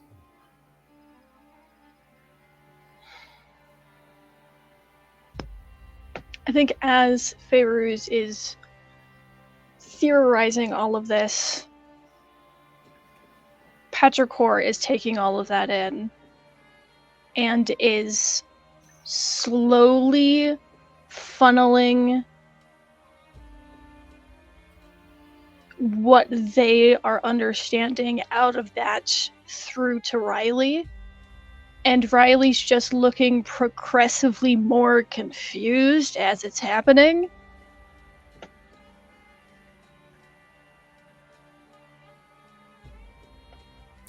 in this shared headspace, thinking about things, and then for Riley, thinking about where the United States of America fits in, we'll say since things are shared, looking at Riley's memory of a map of North America, no, that doesn't seem right. But looking at a map of North America after the event that Riley knows is when the San Andreas fault line cracked and the west coast of the United States sank into the Pacific Ocean. What's left does resemble the continent of Aetheria. Hi, California. Interesting. I think when finally that scene clicks in, both Petrichor and Riley have an oh moment. And like the oh face of realization actually happens on Riley's face to anybody who happens to be paying attention. What's going through your head, kid? Well, so I've always been really confused because, you know, America and where I'm from, not at all like anything we've experienced so far or that I've heard that you guys experienced before you found me, but like thinking about it and comparing notes with Petrichor, kind of the layout of Aetheria for you guys, I think that's what it's called, is not like North America until the fault line cracked and California and some of the West Coast disappeared, and then it's kind of similar. So it's alternate dimensions and timelines, so you kind of see like a moment where Xanthi kind of like just a glint of sadness goes over her eyes before she just kind of goes, huh, interesting. I don't know, I've always been really confused because, you know, where I come from is absolutely nothing like anything that we've experienced, and I'm like, how does it all fit together? Now it makes a little bit more sense. I don't know. I just remember that a week ago I buried Papa, and then only a few days later I met Papa again, and we were being chased by dinosaurs.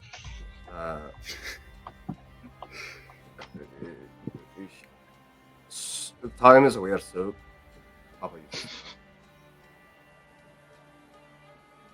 Don't worry, guys. I'm just going to let y'all know right now above table, it's all going to make sense in a few short dimensions. Yeah, that's gonna be like a couple months from now, my guy. Papa Well, told me. Papa told me. is Clucky on skip? Is this Clucky the remix? Papa told me. Papa told Papa me. Clucky the water boy. So, No, Colonel Sans, you are wrong.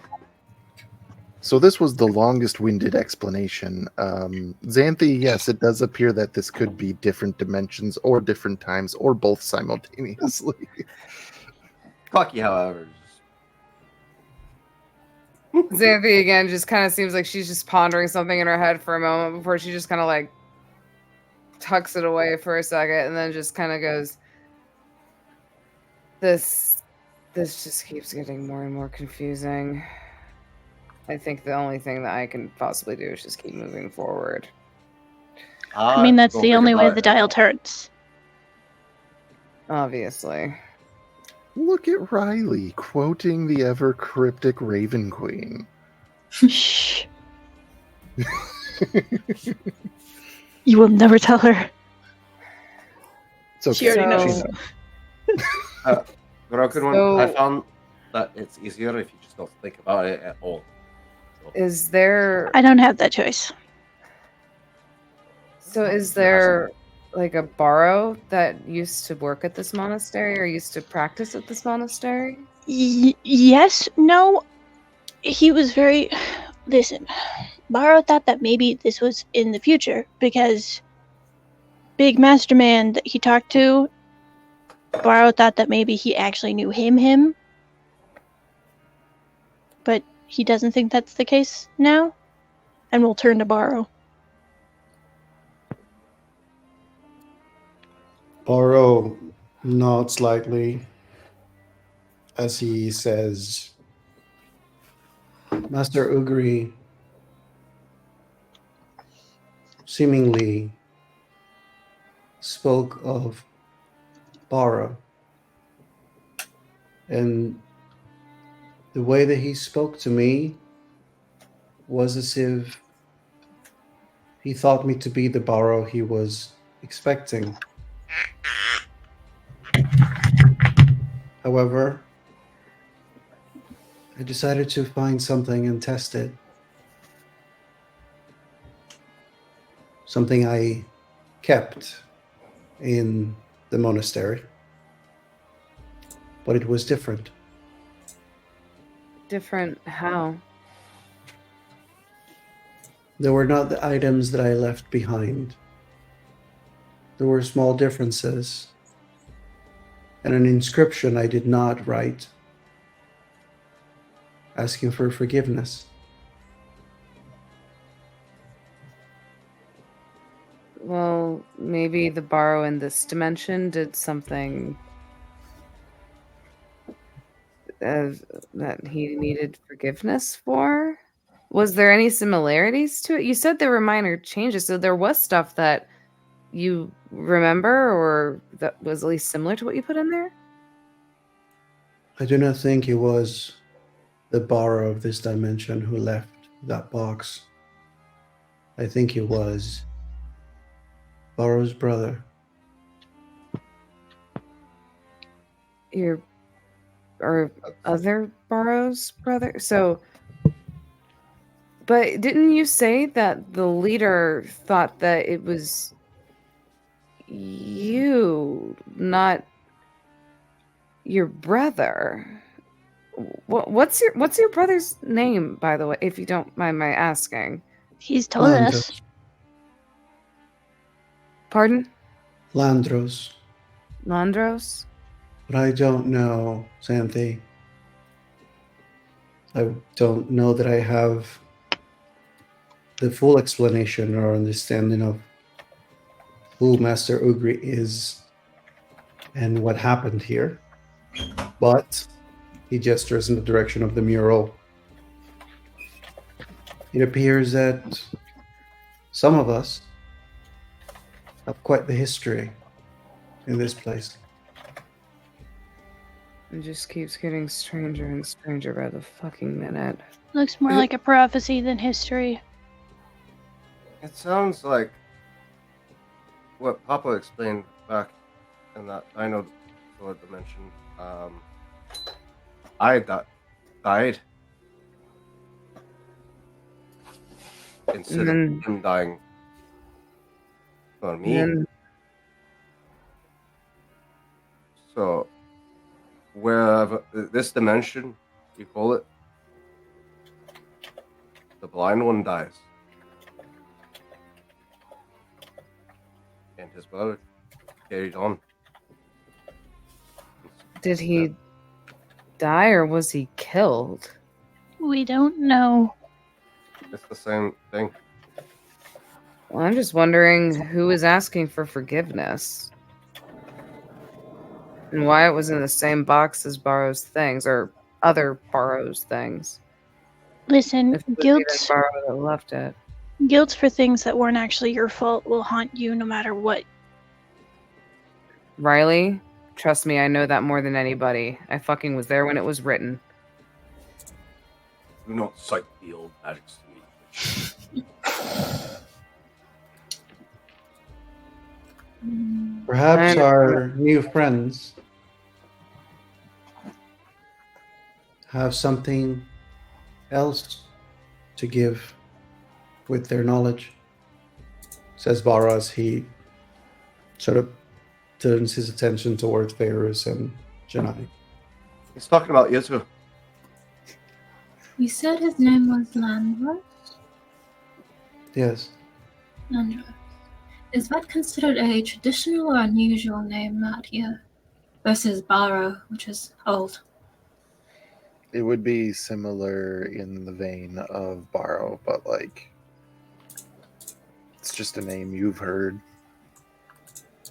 You've heard? It's not as unusual as yours. I may have heard it once or twice, but I don't recall meeting the bearer. Not in a sense of like you've heard of a Landros, but like you know people are named Bill, or you know people are named Janine. Yeah. Like, you know, it's a name that people go by, whether or not you've actually met A them. likely cover story, Matt. A likely cover story. Janai pauses and seems to think on it for a little bit. Then shakes their head. It's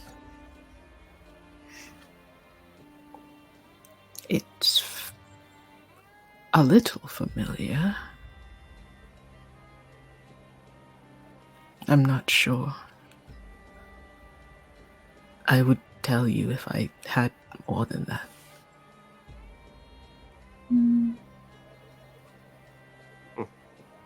Strangers in strange land again. Hey, Barrow, what was that martial arts that Mr. Birdface got angry about with you?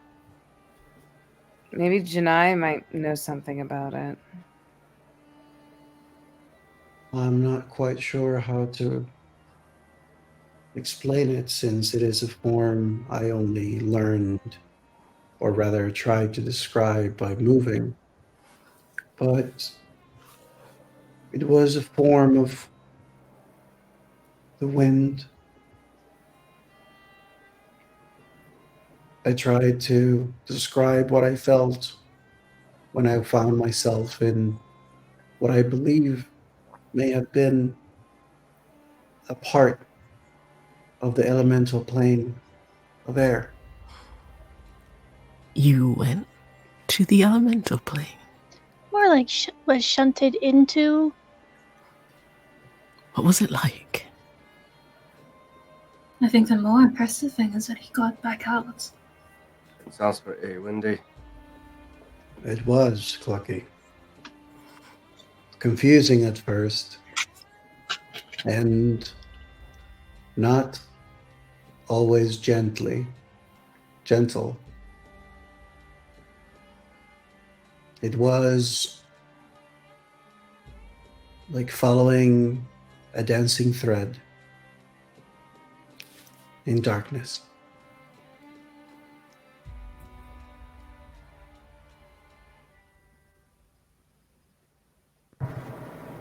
If I recall, the master referred to it as a forbidden form. That seems to be what they said. Yes. He got Forbidden really form. pissed about it. Yeah, that was. I thought you were gonna lay the smack down on him. I was hoping. I was itching for a fight.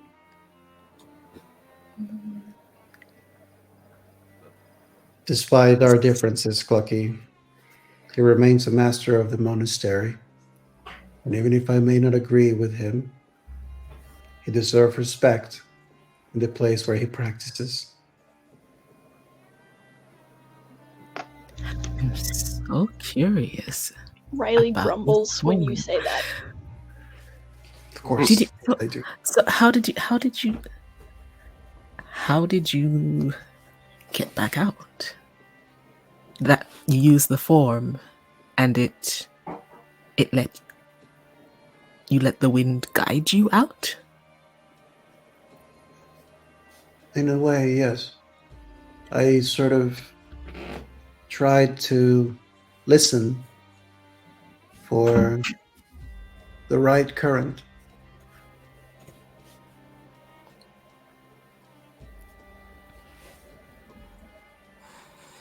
And it led me here.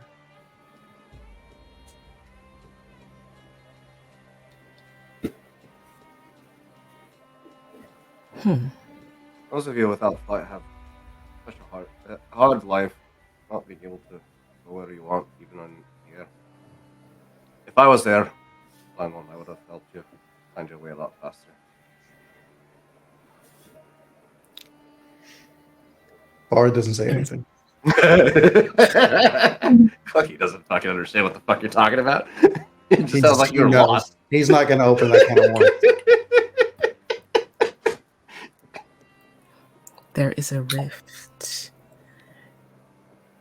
where this plane meets the elemental plane. I'm guessing that's where you came out of. I'm not good enough yet to try and pilot those winds myself, but soon. So to hear that you navigated it on your own, you must be very skilled.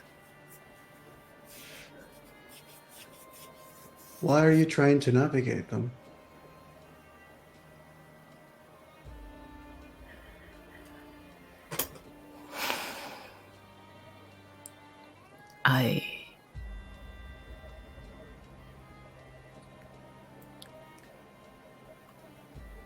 I just need to test something. Insight. That's going to be what Baro's going to be doing. At advantage and a d6 because Riley is squinting at Janine and little guy's like, oh, something's happening. I'm gonna help you. I just pictured both Riley and little guy doing the suspicious squint. Absolutely. And little guy just licks his eyeball. Lucky. That'll be a 32. Christ. 6 times more than what I rolled. I know everything about you. Damn near 6 times more than what I rolled. God damn it. Lucky just stand. I will let you interpret that what you will. But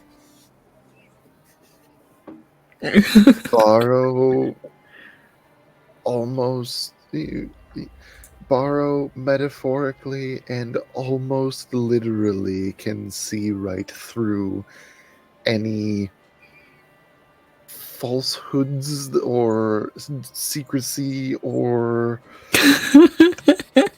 whatever else you may or may not have. So how would Borrow read Janai in this moment? With a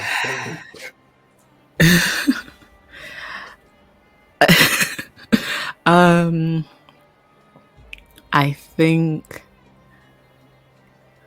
Borrow,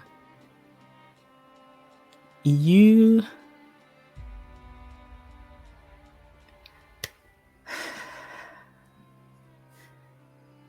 sense that there is a sort of desperation in the edge, like surrounding that very short, simple statement.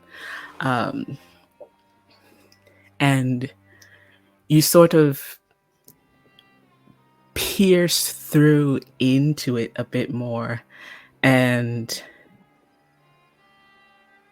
it's the kind of desperation that you are familiar with, in the sense of someone on the verge of death. But there is no sense about Janai that they are in any kind of trouble or anything of that sort.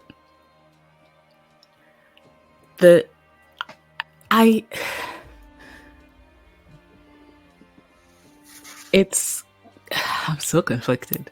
It Mhm. is 32 is high.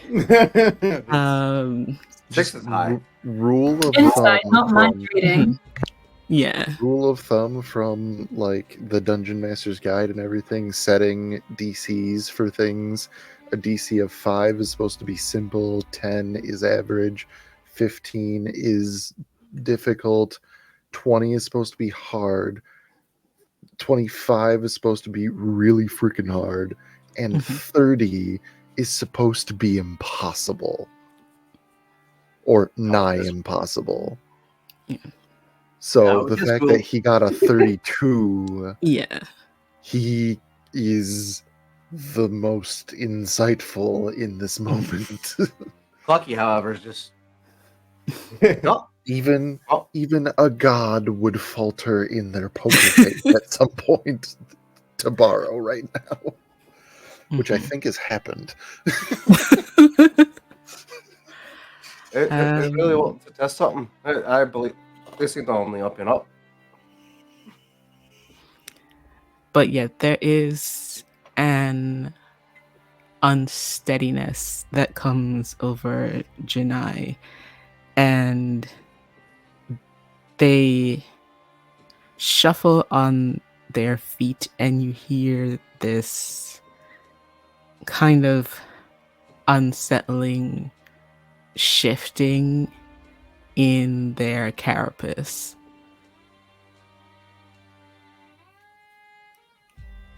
And that is where we're going to end tonight's session.